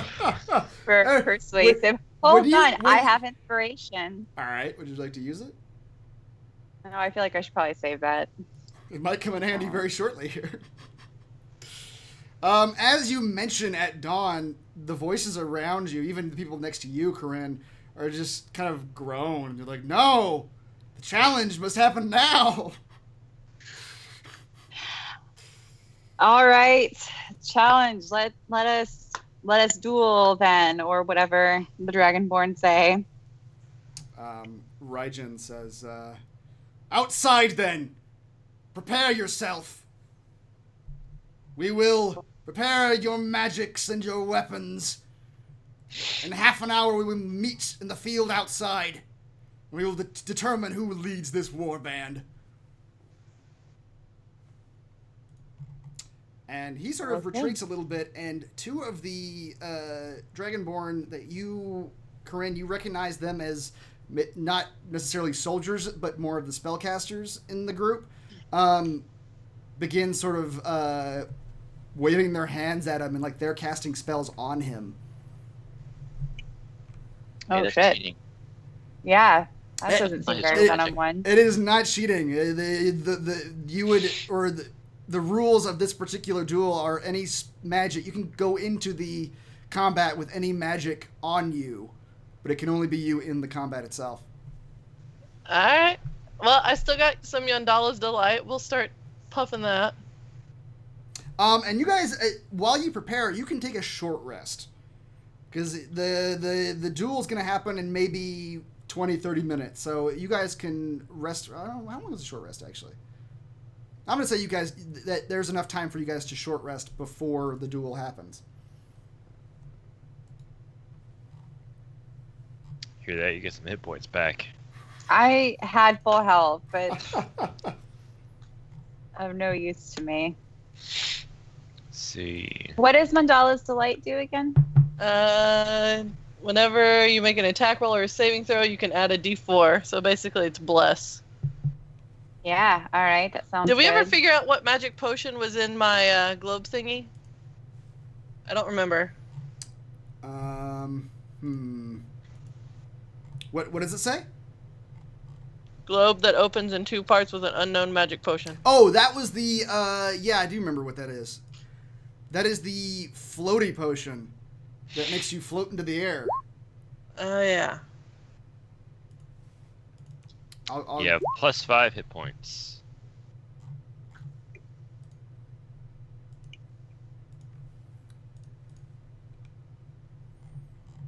See if I don't think I actually have that. So she can go in with items, right? Yes. Like ones that don't require attunement? Yes. Like my Gem of Brightness? She sure could. I'll give her the Gem of Brightness. Perhaps you can use it to blind him. Alfred offers his 3 grabber. And I'll also I can bless poke you. him with it. I will go before Korinn, take out a leech, and do the holy leech slapping of the shoulders and face. Holy leech slapping. Yep, it's unpleasant for you, Korinn. But you do feel blessed at the end. So basically, at this point, I can roll 2d4 to my attacks and saving throws. Yeah, you can. And I'm going to... Okay. Would you like a bag of stunning spores to throw at him? Why not? Stunning spores. I guess that stuns him. Yeah.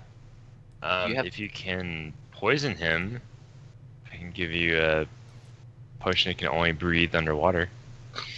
That seems less useful. Do you have a mirror image? I don't. That's the one I got rid of. Can Kazan cast it on her right before the battle starts? That's a good question. It's self only. Oh, I'm sure that's self Oh, only. it's only self. All right, let me see if Kazan's got anything that he would cast on her. You know what I might do? Can you cast a negative effect on the enemy? Not before the duel, no. That's bringing magic into the battle. No one had said it's positive. It'd probably be considered an attack of some sort. Armor of Agathis is just yourself. Kazan could cast Shield of Faith on you, which gives you Yeah. a +2 to I AC. think he would. Okay, I think he would want to do that. Okay. That is a concentration spell, so he will cast Shield of Faith, give you +2 AC. See, now that I know the rule about the polymorph thing, that would have been handy beforehand, Christopher. That, I mean, yeah. Could turn her into a T-Rex. I would have turned her into a T-Rex. Yeah, that would have been interesting. That sounds awesome. I don't have anything else in my inventory to give you.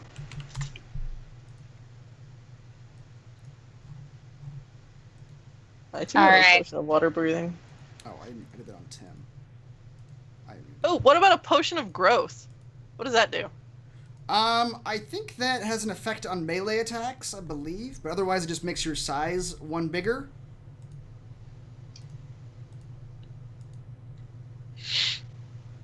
Drink that if you want. Just so I'm clear, Korinn, you've got 2d4 on attack rolls and saving throws. You've got +2 to your AC. Yep. You got the blinding gem or gem of blindness or whatever it's called. Brightness. Brightness. Wait, I thought that wasn't that what was. No, what is that doing again? I forgot what you said. Can you roll it, Bryces? Just to show what it does? Yeah. You can use basically you can use it to try to blind somebody. Okay. And you've got 5 extra hit points, which I will go ahead and give you. And I gave her my stunning spores. Okay. Okay, I have +2 to my AC. Oh, you maybe already said that. I think you already Yes. said that. Yes. Okay. I will put And that then as a- here's what the stunning spores do.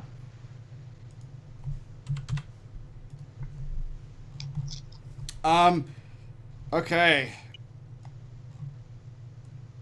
I'll move you all back as the Dragonborn begin to sort of try to clear an area in the middle here. I do have a bottle of fine wine if you want to take a drink before. That would be great. Yeah. I will just pass the That's- bottle. Korinn just like swigs like half the bottle. No, but not if it's going to give me disadvantage. Then she doesn't do that. Depends on how much you drink. All right. Yeah. Okay, So I have one more thing. I didn't think I could offer anything, but I unfurl my. Here's a banner. laser sword. Didn't work. maybe you can throw some more notes at him. Maybe that'll convince him. Wait, who's got the horn?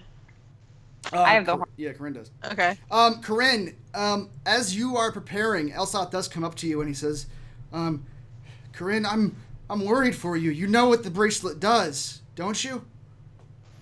And Korinn, you do know what the bracelet does. I do, but remind me.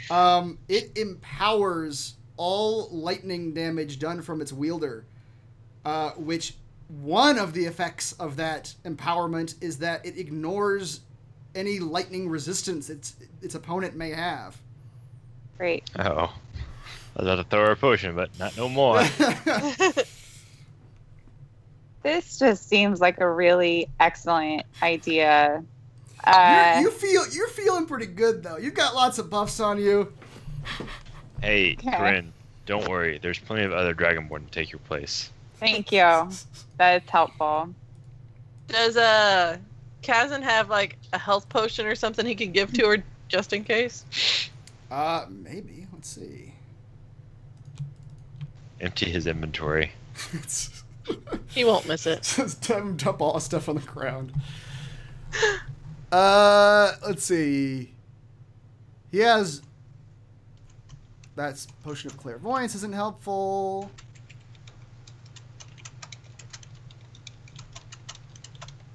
He does have 2 potions of regular healing. 2d4 plus 2. You can hang on to those just in case you need them. Drinking a potion would be like my action. It that is. turn? I believe drinking a potion is a free action, Yeah. so it does not take Okay, up. Your action. I'm gonna go ahead and cast haste on myself before this starts. Okay.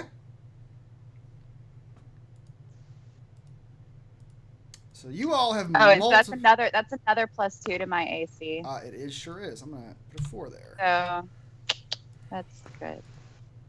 Okay. What's the haste symbol? The clock. I hope somebody wrote down all of these things. And I suggest the rest of my party doesn't stand too close because I have a lot of kind of big spells that you don't want to I'm get caught. holding up my banner of the Krieg room, and I have to stand within 20 feet of you. So every time you move, I'm gonna be following you. Okay. What does it do? I copied and pasted it. Any range attack roll that targets you or an ally of yours has disadvantage. All right. All right. As you're casting haste on yourself, as one of the final actions as you prepare for this battle, Raijin himself will put his hands together. You can kind of see that he has had some spells cast on him. It's unclear what those are just yet. Cheater. But he puts his hands together, and as he brings them out, you see a blade made out of lightning forming in his hands.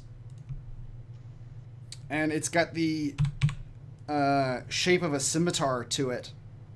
Alright, he should be our new Dragonborn. Kazan, I'm sure Just Kazan would be immediately, very like, jealous if he was here. his side. And I don't trust the other people to like not cheat, so me and Rexy are gonna come like over here. where are you? I'm off to the side now. Me and Rexy kind of ran to the side. Oh, okay, you're over there. Okay, gotcha. I don't trust Mr. Hoodie Man, and then this dude looks shifty as hell. So Okay. if they try to cheat, I'm gonna eat them. Okay.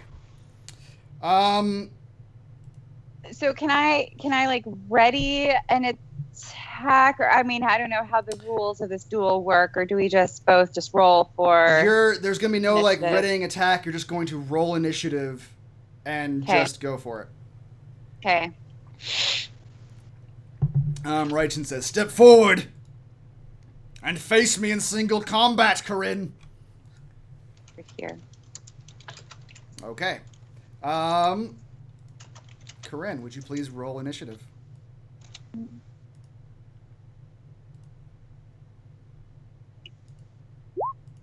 Oh, Right. okay. He's readying his lightning blade, but as he's readying it to come at you, you are able to take an action. And Okay. I've Sure, got my admires bent luck his- ready to help you as well too. Like, admires his blade a little too much. That's right. Just a little bit too long.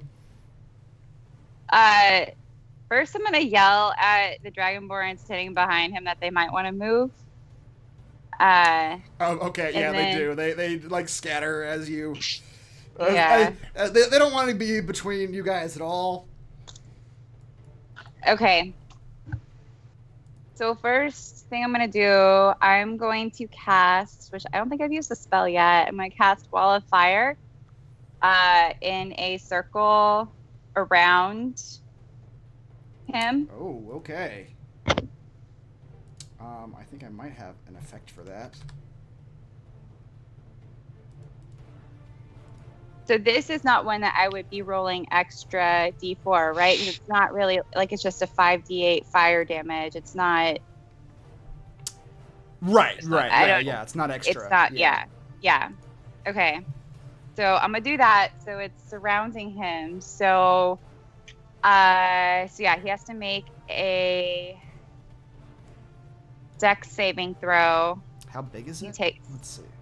Okay, so it's 20 feet high, 1 foot thick. So it's a ringed wall up to 20 feet in diameter. Up to. So you can make it as large as you like here. Let's see. Hold on. One side of the wall. This is. I don't know if it matters. That looks fine. You want to put what it on did. him or surrounding him? Well, I think surrounding him because I think so. I think if he's within 10 feet. Just Wait, okay. in So this one area. side of the wall deals 5d8 fire damage to each creature that ends its turn within 10 feet of that side or inside the wall. Okay.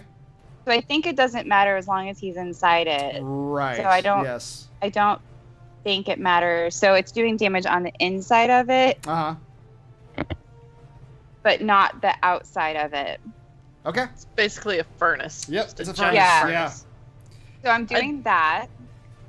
He yells at you and he says, "Where did you learn fire magics, Korinn?"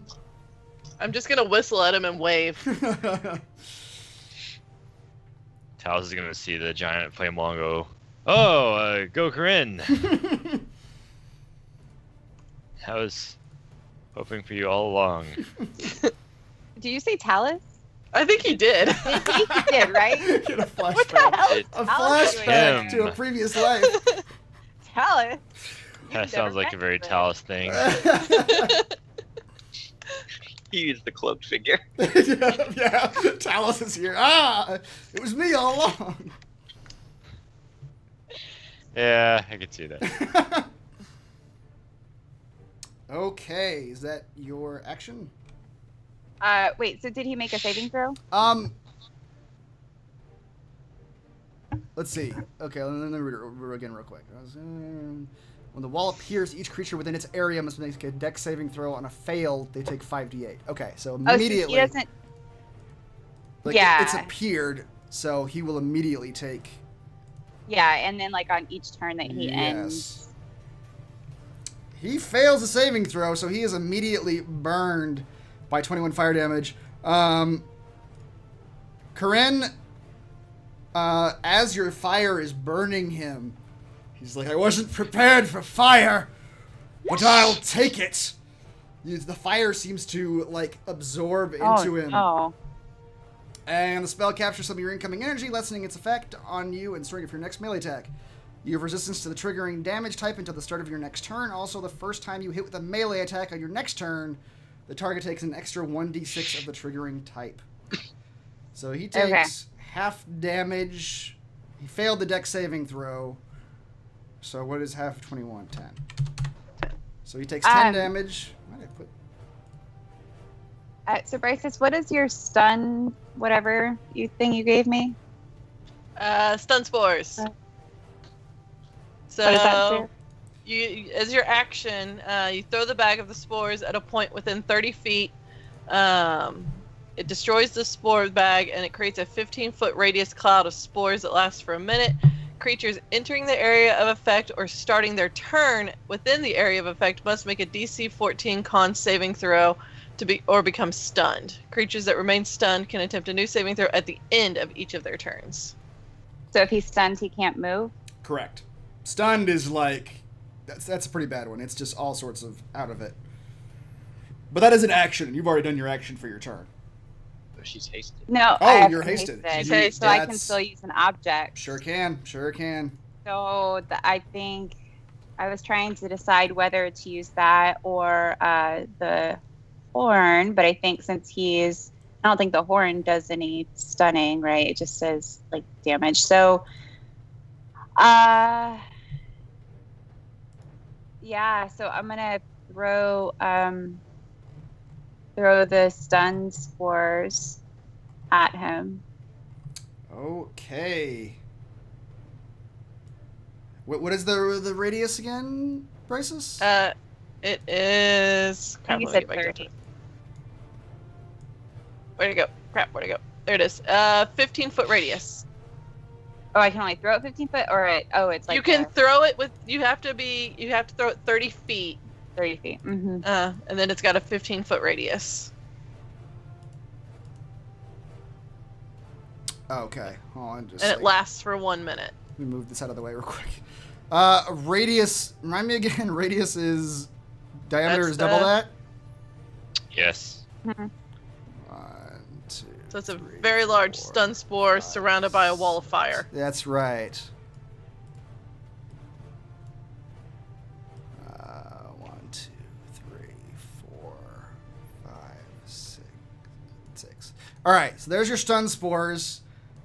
You throw it like here. It might hit other people.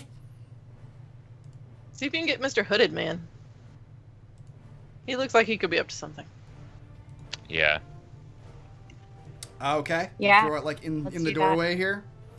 Sure. Okay. All right. You throw your spores. It's a DC And 14 con saving throw. Okay. Man, it'd be so awesome if it was Talus. Raijin shakes off the effects of the spores. Oh. I've got to have no, because he'll still tie and he'll win. He wins on ties. Never mind. Damn it. The hooded figure.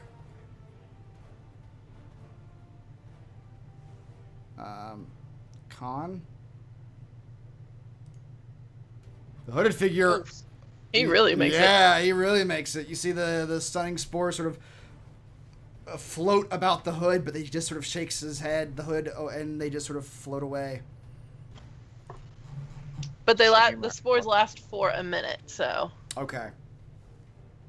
Top left Dang. one. Oh yeah, that poor Dragonborn. He didn't need to be in there. There, that's what it is. Okay, good. that poor Dragonborn at the back just takes a good whiff of it, and immediately goes catatonic. He was unprepared. Good job. You've killed innocents. Okay. Do you want to move anywhere, Korinn, or do you want to... You done? I'm done. I don't think it's gonna matter Okay. if I move. 5d8. All right. Each creature that ends its turn within 10 feet or inside the wall, creature takes the same damage when it enters the wall for the first time. Okay, so Raijin,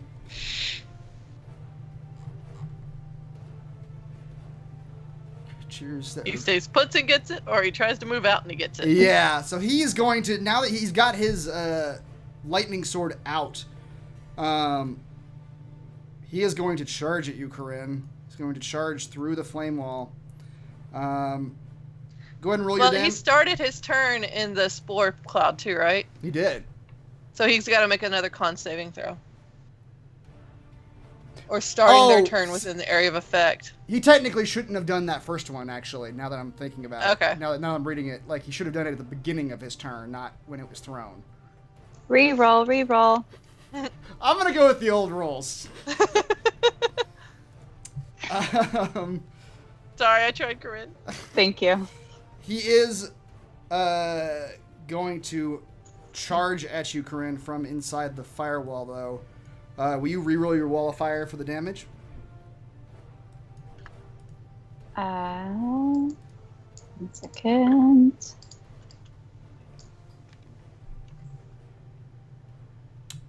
Okay. Until the start of your next turn. So he no longer has resistance to fire damage. Absorb elements is over. Mm-hmm. And he takes all of that fire right to the face. 22 damage.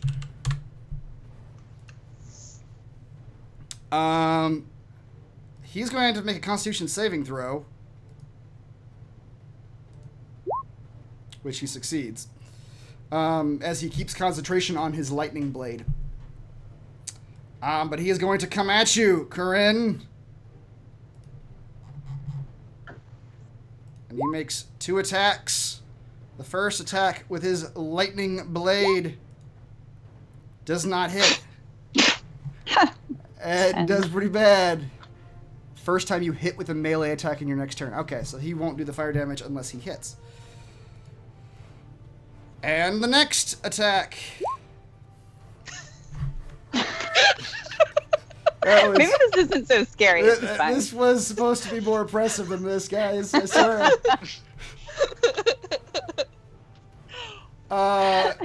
He's got +6 to hit and 3d6 damage. This was supposed to be at least slightly impressive.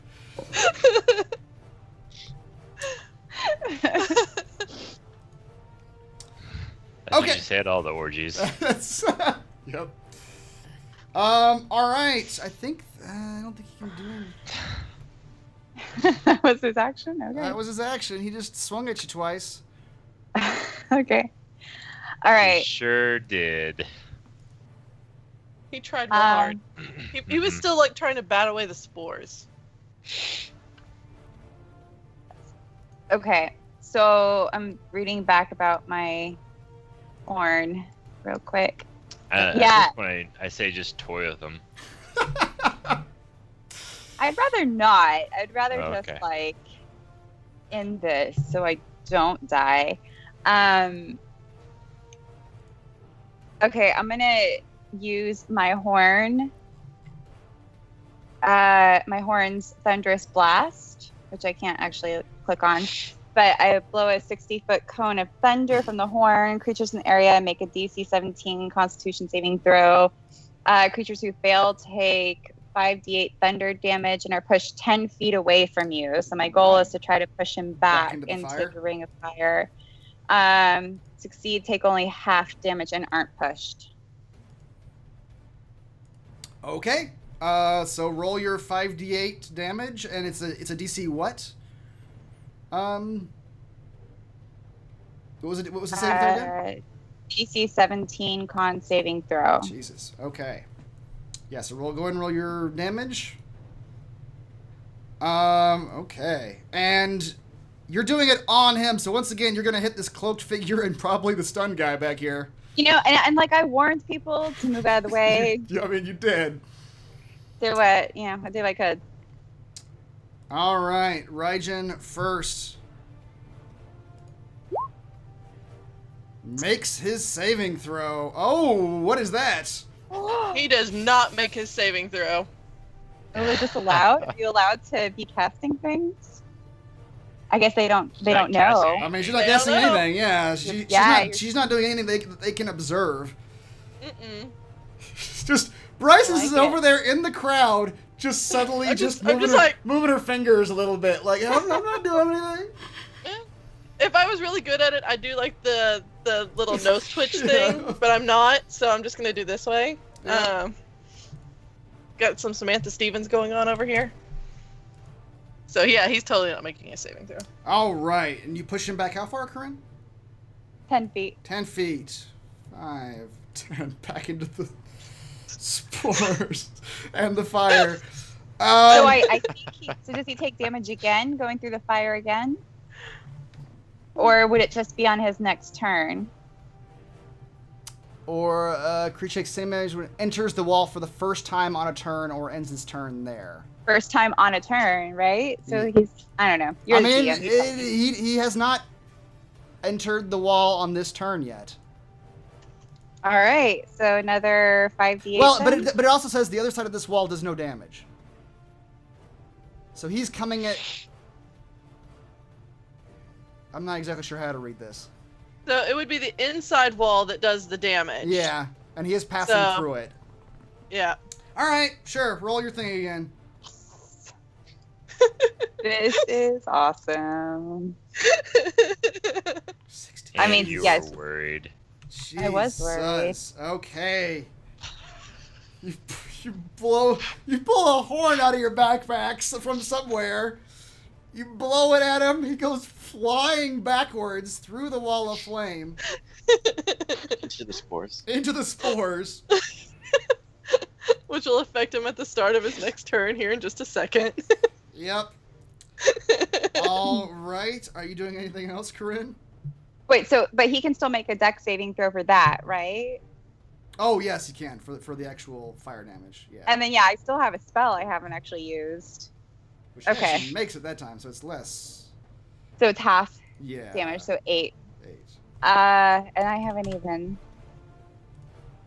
planned my next spell. Do the other two guys go flying too, Chris? Let's find out. Well, the stun guy, yes. The stun guy has no... He is not able to react to this at all. The cloaked figure... Let's find out. Well, it's a... what, DC what con saving throw? 17. 17. You guys don't exactly see what happens. You just see this cloaked figure just fly away into the tent. We just hear thud. Yep, you just hear a thud come from inside the tent somewhere.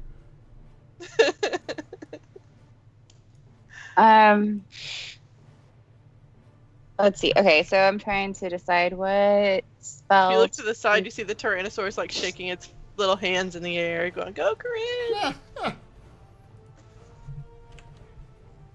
And then start Okay. longingly at this guy. So,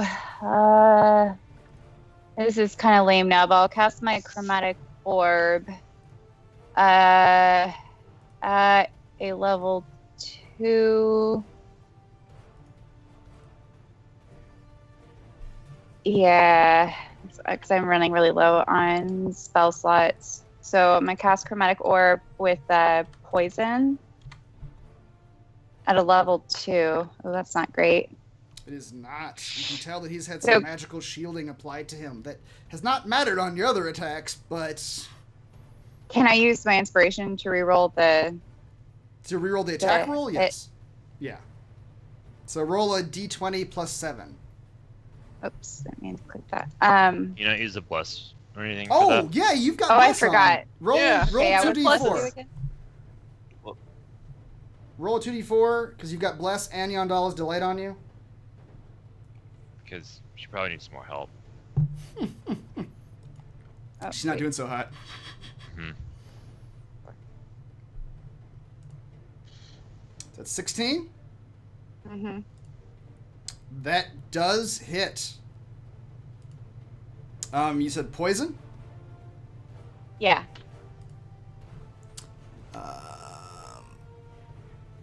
All right. You throw that poison at him, and it looks like it's gonna hit him full on, and he puts his arms up, and the poison still hits him, still does damage, but it does less damage than you might expect. And you see the poison sort of absorb into him. On his turn, though. Make your saving throw. So, what does he need to save again? He needs to save the spores, right? Yeah, he's got to do the spores and the fire. So the spores are DC 14 con. He fails that, so he is stunned. Mm-hmm. And what is the fire? Roll the fire effect again? Shit, I'll walk off for a second. Hold on. Oh, Sorry, okay. I need more wine. Fire is a DC 15 dexterity. Oh, well, sorry, hold on. He's got to move through it, though, during his turn. No, I think it's if No, you no, start. At one side of the wall deals and- 5d8 fire damage to each creature that ends his turn within 10 feet of that side or inside the wall. Or inside. So if he ends his turn Yeah, inside the wall, right. he takes the damage, or within 10 feet, which he's Right. both. Yeah. Yeah, he's going to because and, he's. and he can't move. Korinn, as soon as it is his turn, though, well, he's stunned. He can't do anything. Yep. Nope. He can try to save again at the end of his turn.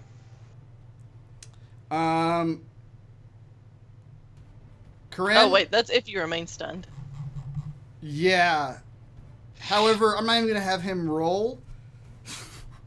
When you knock him back into the spores again, you see him take a deep breath like he's getting ready to fight you. And instead the spores go into his nose and his eyes glaze over. And he just stands there stock still for a minute.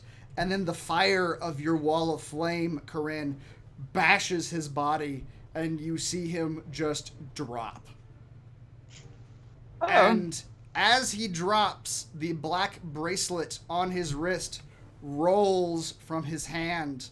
It almost seems like it rolls towards you. Everyone surrounding you, all the Dragonborn surrounding you, begin cheering your name. They're saying, "Korinn! Korinn leads us now! Take the leadership, Korinn! Take the bracelet!" I will do so. I will walk up to the bracelet and put it on. Okay. You take the bracelet, you put it on. I will show you what it does because you know what it does.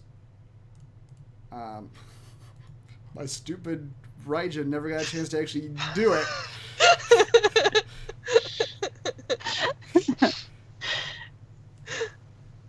This is what it looks like.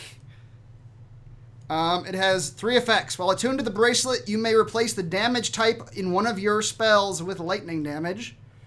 Creatures damaged by lightning from you have disadvantage on their saves to maintain concentration and cannot take reactions until the end of their next turn. And any lightning damage you deal ignores resistance to lightning damage the target might have. If the target is immune to lightning damage, it is instead considered to have resistance instead of immunity. Cool. You take that bracelet. As you do, you all hear a voice from inside the tent say, "No. This will not pass." And you look, and standing right outside the edge of the cloud of spores, you see the cloaked figure. And as that cloaked figure pulls back his hood to look at you all, you realize he looks an awful lot like Tim.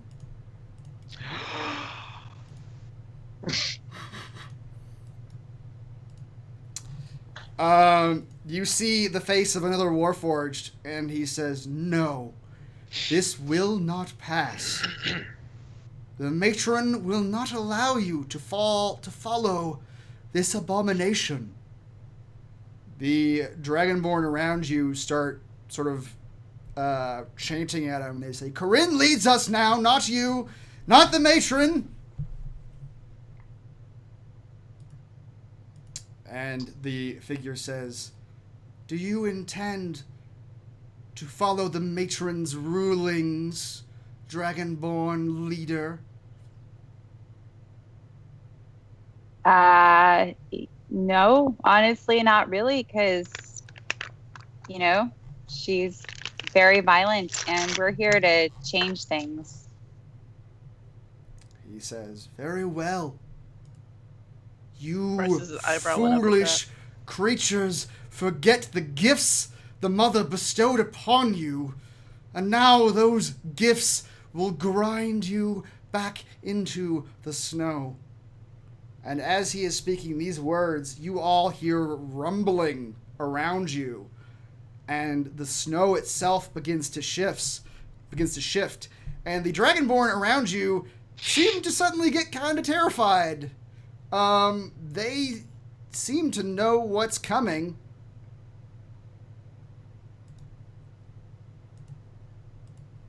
And from 3 points around you, figures begin to emerge from the snow, seemingly made out of pure ice. You can see them radiate this aura of frost and frozen ground. All around them, the ground turns from snow to a hard packed ice. And the figure in the doorway says, "Let you all die by the gifts of the mother." And I'm going to need everybody to roll initiative. Since I'm riding What the T-Rex, about- will he just go on my initiative? He will, yes. just like the bear would. What about all of the Dragonborn? All the other Dragonborn look to you, Korinn. I'm gonna give them a super inspirational locker room speech and to encourage them to join us, because we've seen worse than this and come out the other side okay. So we're not concerned, but we need their help, and we need to be unified, etc., etc. And history and legends and. All right, roll another performance check. God, I'm so good at rolling. All right, as you give this rousing speech to the Dragonborn, as these icy figures are rising from the snow, the Dragonborn begin cheering and raising their spears. They're just like, "For Korinn, we'll defeat the enemy. False leaders." Wow, they're all gonna die.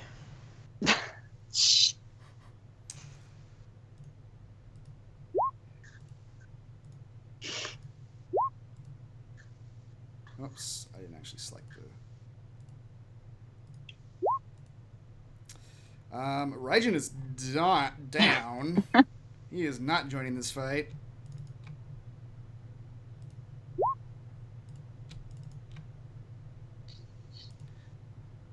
And...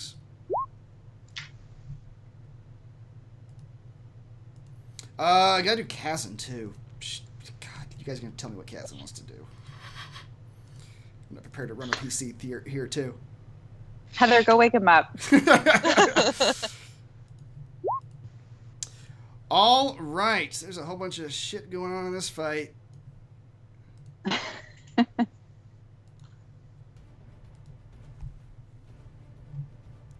Alfred and Bryces, you guys just both of you roll a D2.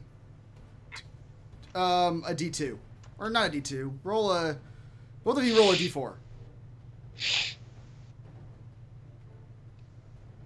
All right, Alfred, I'm giving you guys plus that, just so we establish this at the top. By the way, totally could not do Wall of Fire and Haste at the same time. They are both concentration spells. That is a good point. That is. That's one? On you. Which one? I did not notice. You're right. Which one is going away? Done okay. Well, I mean, I guess the Wall of Fire is going away. I'll keep Haste if you're gonna let me keep one of them. Let's keep one of them. You can't. Yeah. But Haste also only lasts a minute. Like, has it been a minute at this point? It's been less than a minute. This has all happened very quickly. I'm still hasted then. You're still hasted, yeah. And do I still have all of you? I don't know how long everyone else's stuff Yondala's Delight is still on. Bless is on as long as Tim concentrates on it. Up to 1 minute. Up to 1 minute. I don't think anybody else casts concentration spells on you. Or Kazan's Shield of Faith is on you. So if you want him to keep concentrating on that, he can do that. I guess plan until he needs to do something else. Yeah. Or gets hit. Or gets hit, yes. Has the cloaked figure taken damage? He's taking damage from the horn blast that knocked him into the tent.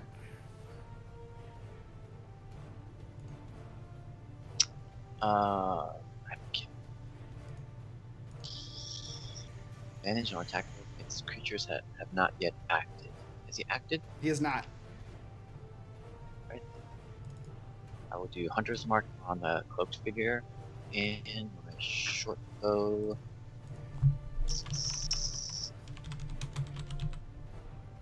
15 damage. That will certainly hit. 15? Yeah, that hits hard.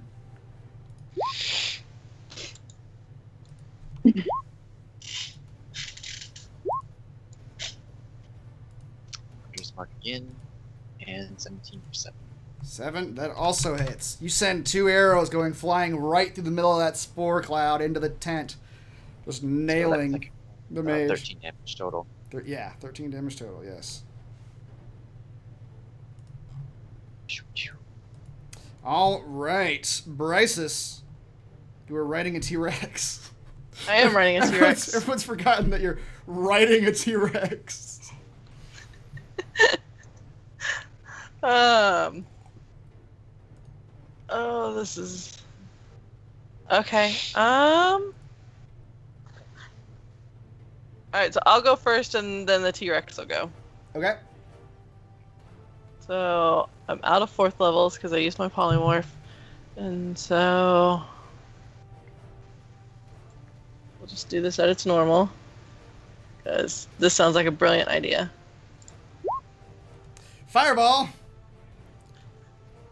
That seems like a solid choice against ice creatures. Yeah. Where are you doing? Which one are you doing it at? The one near you? I'm going for this one, Okay. and since it's a 20-foot radius, so it'll be a 40-foot diameter. You gonna set the tent on fire? Yeah, I'm gonna set the tent on fire. Okay. I'm sorry, Korinn. I know it's your new leader tent, but Eh. I'm trying to get it to fall on the construct. Hey. Not you.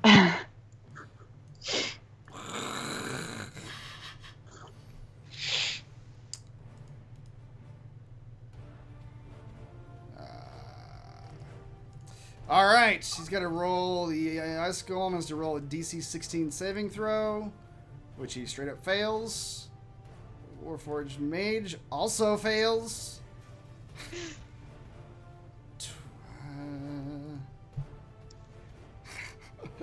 All right.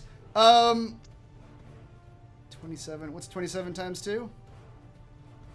82. Probably 54. 54. Brysis, you watch your fireball just slam into that ice golem and just chunks of him melt off. He is still standing, Cool. though. You did a very large amount of damage to him. But he is still standing. What about not Tim? He also took all that damage. He is still standing. He looks like he's probably not doing so hot already. All right. So, I'm guessing my T-Rex has just a bite attack. I believe he has 2 attacks. Okay. Bite and a tail. Bite and a But tail. You can't do the same to both. Oh, Or right. you can't do both to the same creature. You cannot do both to the same creature, yeah. Okay. I think his bite is the stronger attack. Okay.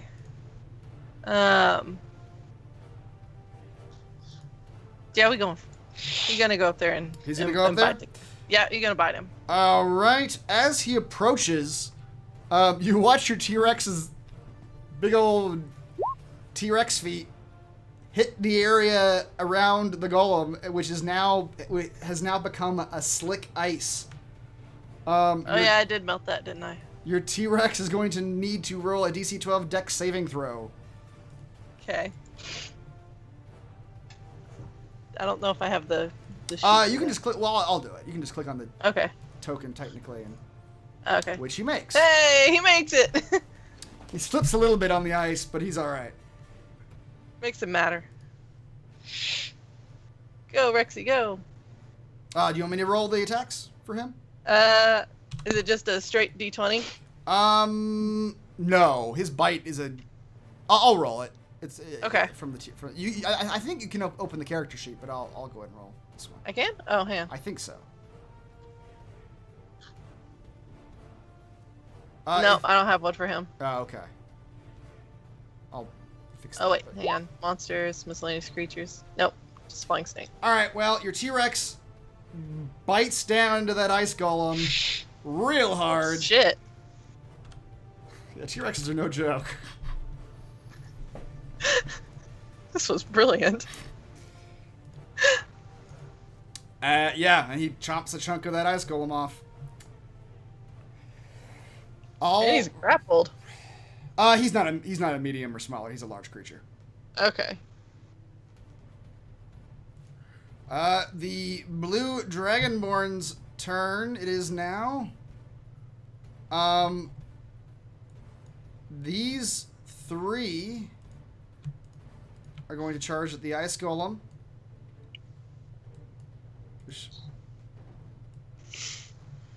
These 2, let me see how far that is. Oh no, it's way too far.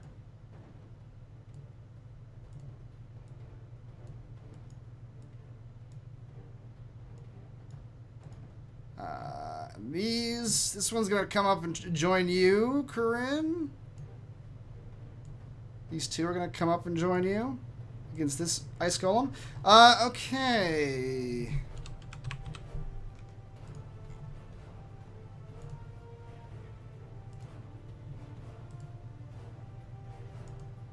All of those. Let's do 2 more.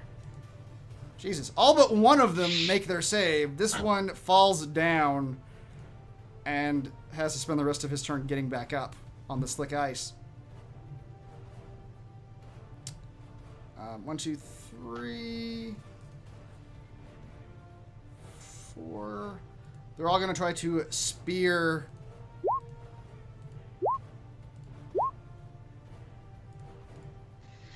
their ice golems. The 2 bottom, let's see, the one of the bottom ones, 1, 2, 3, or one of the top ones and one of the bottom ones was successful. And they do a bit of damage. You see their spears crunch off of the ice golem. And these 2 over there are going to throw spears at this golem up here. And one of them hits for 2. All right.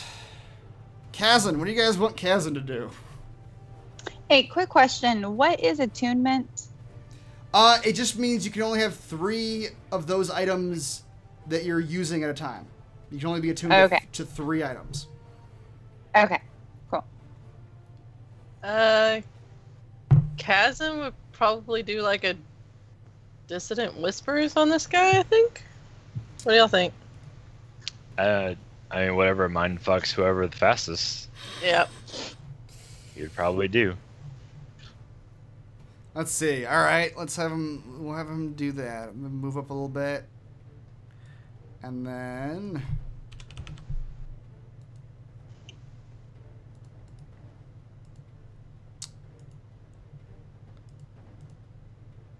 he's got a wisdom saving throw, and a fail. The target takes damage. Must immediately use its reaction to move as far away as possible. All right, let's see. Ice Golem's wisdom saving throw is terrible.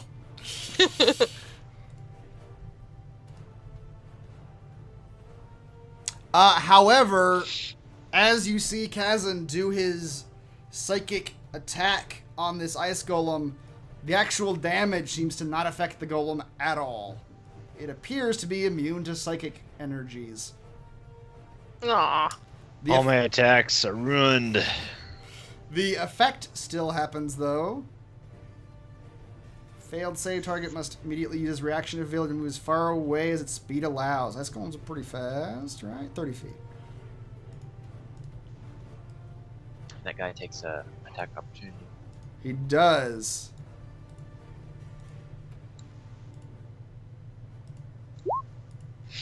Which is oddly effective. As he jabs his spear at the ice golem as it runs away. Well, he looked back. He thought he saw Korinn wink at him. Yep. Yeah. Got a rush of adrenaline from that. Like, did you see that, Korinn? Yes. I just picture all of them just flexing and Korinn, look at me, look what I'm doing. And Korinn's not really playing this game anymore because she already won, right? So she's just yep, good job. Yeah, you got it, guys. You did it.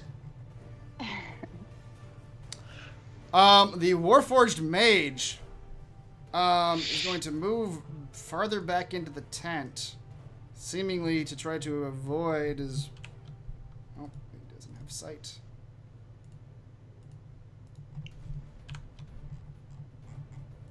It's going to move way the hell back. Tent's on fire. The tent is kind of on fire. Fireball has ripped through it. And you, Tim and Alfred, you all see him point at you, and he's muttering some words. And suddenly around you,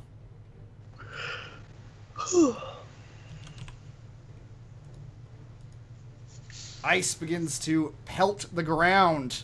20-foot radius. 20-foot radius. That's quite a... That red circle around me is a 20-foot radius. Well, everybody inside that circle then. Thank you, Alfred. That was an easy pick. Everybody inside the circle has to roll a dexterity saving throw, or this ice storm of pounding ice will hit you.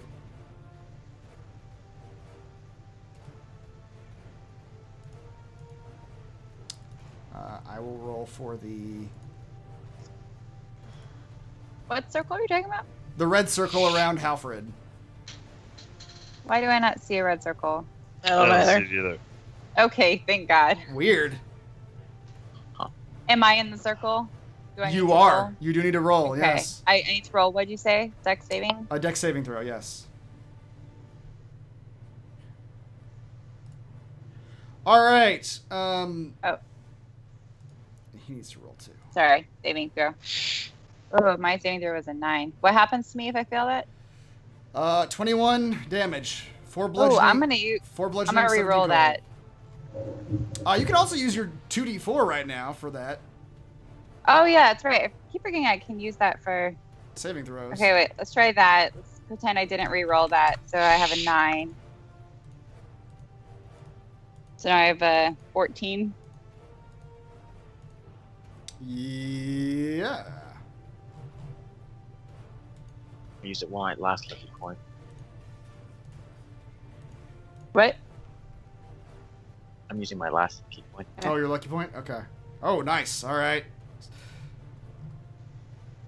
So you take half damage. Tim, you take the full 21. I'm going to assume I rolled bless on myself and try to roll 4. Okay. Except, will it matter if I tie? If you meet it, yeah. If you meet the saving throw, if you get a 14, that's a success. So close. So close. And Korinn and Tim, will you guys roll concentration saving throws for me? Constitution saving throws for concentration. Tim, you're fine. Korinn, you're fine. All right, you guys hold on to your spells. Oh, God, dude. Kazan too. Kazan's okay. Oh, shit, those guys died? They died. So as you guys are holding steady against the pelting snow, Tim and Alfred, you just see chunks of ice just slam into the heads of these blue Dragonborn, and Oh, jeez. they go down.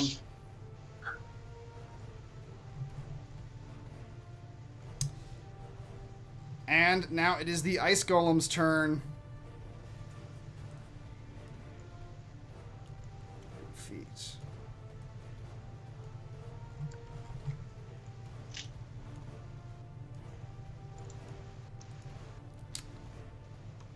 All right. This ice golem's gonna get up on as many of it people as he can. Oh, shoot. Was that a... Damn it. That wasn't a ranged attack, was it? No, it wasn't. It was a spell. You didn't actually roll an attack roll. The ice golem at the bottom is going to make 2 slam attacks.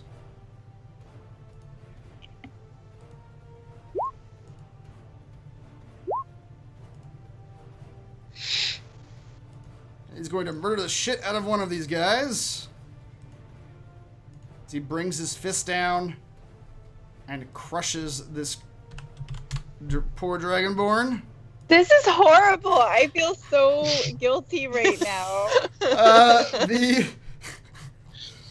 The one at the top is going to do the same thing. And that golem brings 2 fists down on 2 different Dragonborn and crushes both of them. This is horrible. Wait, where's our friend at? Which friend? The one. This guy, like up here? The mage? No, the Esau? guy or whatever the hell his name is. This one? Oh, Esau. he's. Let's say he's this one.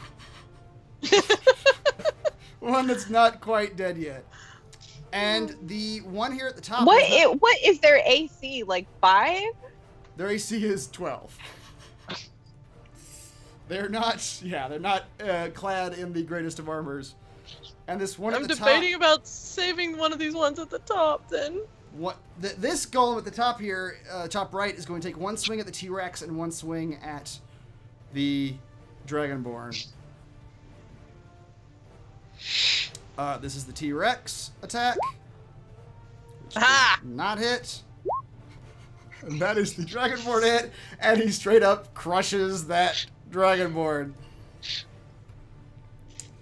Alright, the golem's just pounded half your army to dust. Korinn has got all of her people killed. Yeah, hopefully I can be the leader of no one. This is so bad. Korinn, you're up.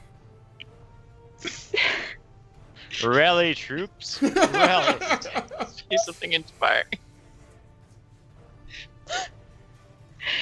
Oh my god. I got you into this mess. You're gonna get me out of it. I'm gonna tell them to retreat and to go hide, and we'll take it from here, guys. Don't worry. Okay, you tell them that. And the ones that are alive look relieved. Yeah, but I'm still gonna be like really inspiring, you know, like Yeah. this is for the greater good, and you guys fought really hard, Yep. and you loosened that jar for us, and we'll take it from here. Yep. Oh my some God. jar loosening. Oh, this My feels life like has been for nothing. okay. What's happening now? I'll take their lives. Okay, well, I definitely can't cast ball of fire on that, like on any of them, because they're too close to the Dragonborn, who don't need to be slaughtered anymore. You're also still concentrating on your haste. Right. Yep. Haste. Okay. So I think I'm.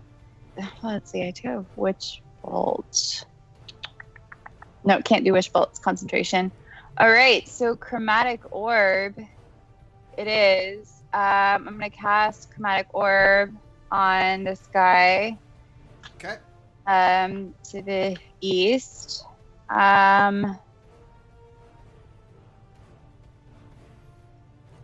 Let's see. So I will cast it with fire damage Good at a call. level. What's that? It's a good call.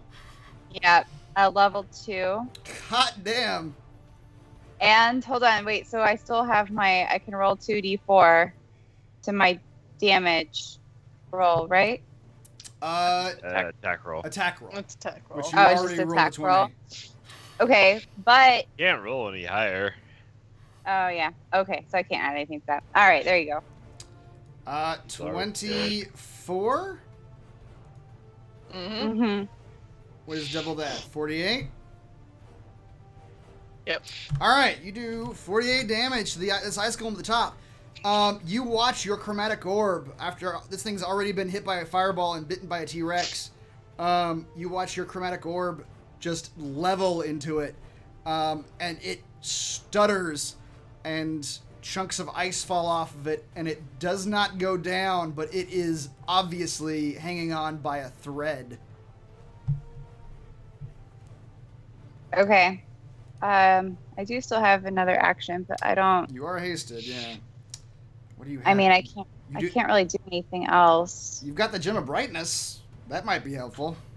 Oh yeah, let's use that. Hold on, I gotta scroll all the way up to when. Yeah, where that was. Bryce Hang on. just cast it. Or I'll sort just of- hit the button. Okay. Yeah, do that. Thank you. Do that for me. There it is. You can use one charge and cause the gem to fire a brilliant beam of light at one creature you can see within 60 feet. Creature must succeed on DC 15 Constitution saving throw or become blinded for 1 minute. Do that. Which one do you want to do this on? Hold on. Let me look at the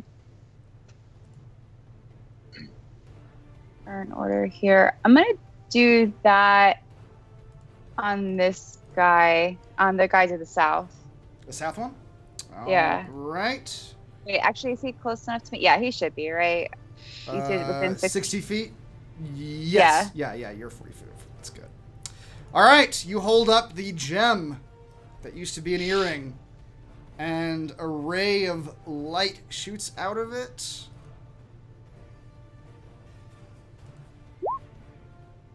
And the golem, the ice of its face seems to reflect the light, and he does not go blind.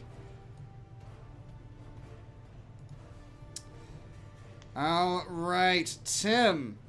Actually, also, sorry, I'm just gonna move forward a little bit closer to the guy down here. That's all.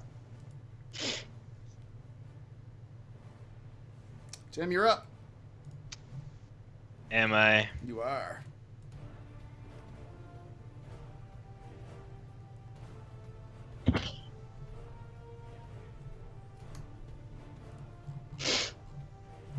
I will drop my bless and cast silence over the other golem. If I cannot control you, there can only be one. Immune to thunder damage and spells that use a verbal component. All right.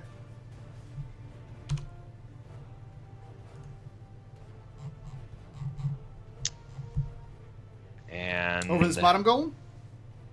Huh? No, over the other construct. Oh, the construct up there. Okay. Yeah. I think that's within 120 feet. Maybe. Let's check. Yep. 110. 20-foot range Now- sphere. Okay. Run over here.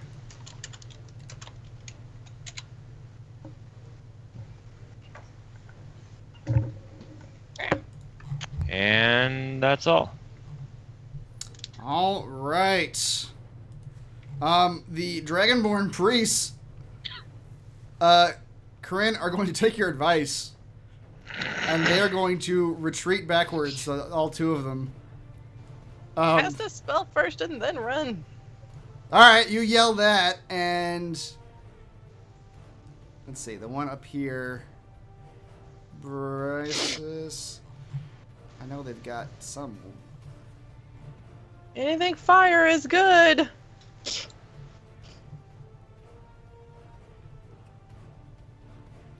They are both going to cast against their respective golems. They're going to cast Guiding Bolt at level 3 both times.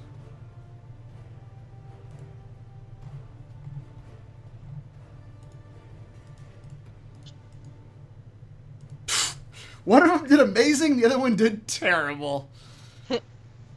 So the top one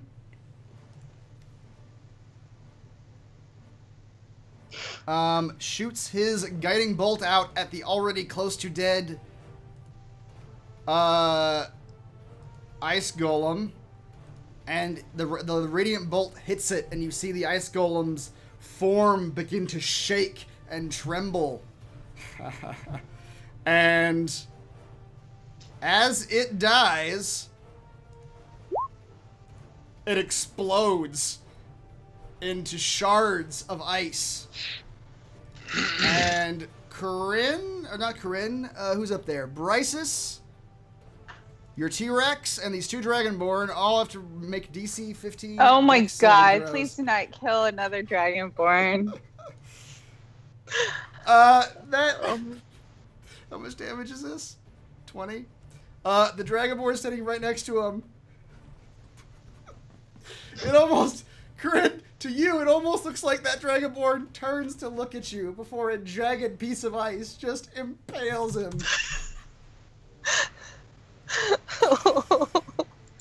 And he goes down. I'm holding this against Brysis for telling them to cast a spell before they ran away. I'm gonna use my inspiration to reroll my saving throw, by the way. Okay. Okay, yeah, go for it. There we go. That's better. So, half damage on success, so you only take 10 damage. Shit. T-Rex does not make it, so he takes the full 20. He's okay. Brysis, I need you to roll a concentration saving throw, please. Damn it. What is that? A constitution saving throw. Okay. Yeah, T-Rex You stays. are okay. All right. Now this Dragonborn priest is gonna run. He killed this ice golem, and he's getting the fuck out of there. He says, "If you need me, Korinn, I'll be back here." And this one is also, having failed to hit anything, is gonna retreat also. At this point, this combat's gonna go on for a little while longer. You guys want to call it and pick this up next week? Yep. Okay. I don't think we're gonna finish it quickly here, so we're at the end of a round. So we will start it back up next week in the middle of this very chaotic, lots of things and status effects happening battle, and Dragonborn dying. Hopefully Next Kazan week. will be back next week. Yes, Kaz will be back. Next week, we're gonna finish this battle and hold a funeral. Hold a funeral for Korinn's tribe. They immediately demote me from being there. They were like, this This was is a terrible. bad idea. But you know, maybe there won't be anybody left to demote you. I mean, that's true. How depressing. No experience this week, since you guys are in the middle of this battle, in the middle of the mission. All right. So, thank you to Heather, Reese, Rochelle, and Raymond. I am Chris. We're here doing D&D 5th Edition Storm King's Thunder every week. We will see you next time.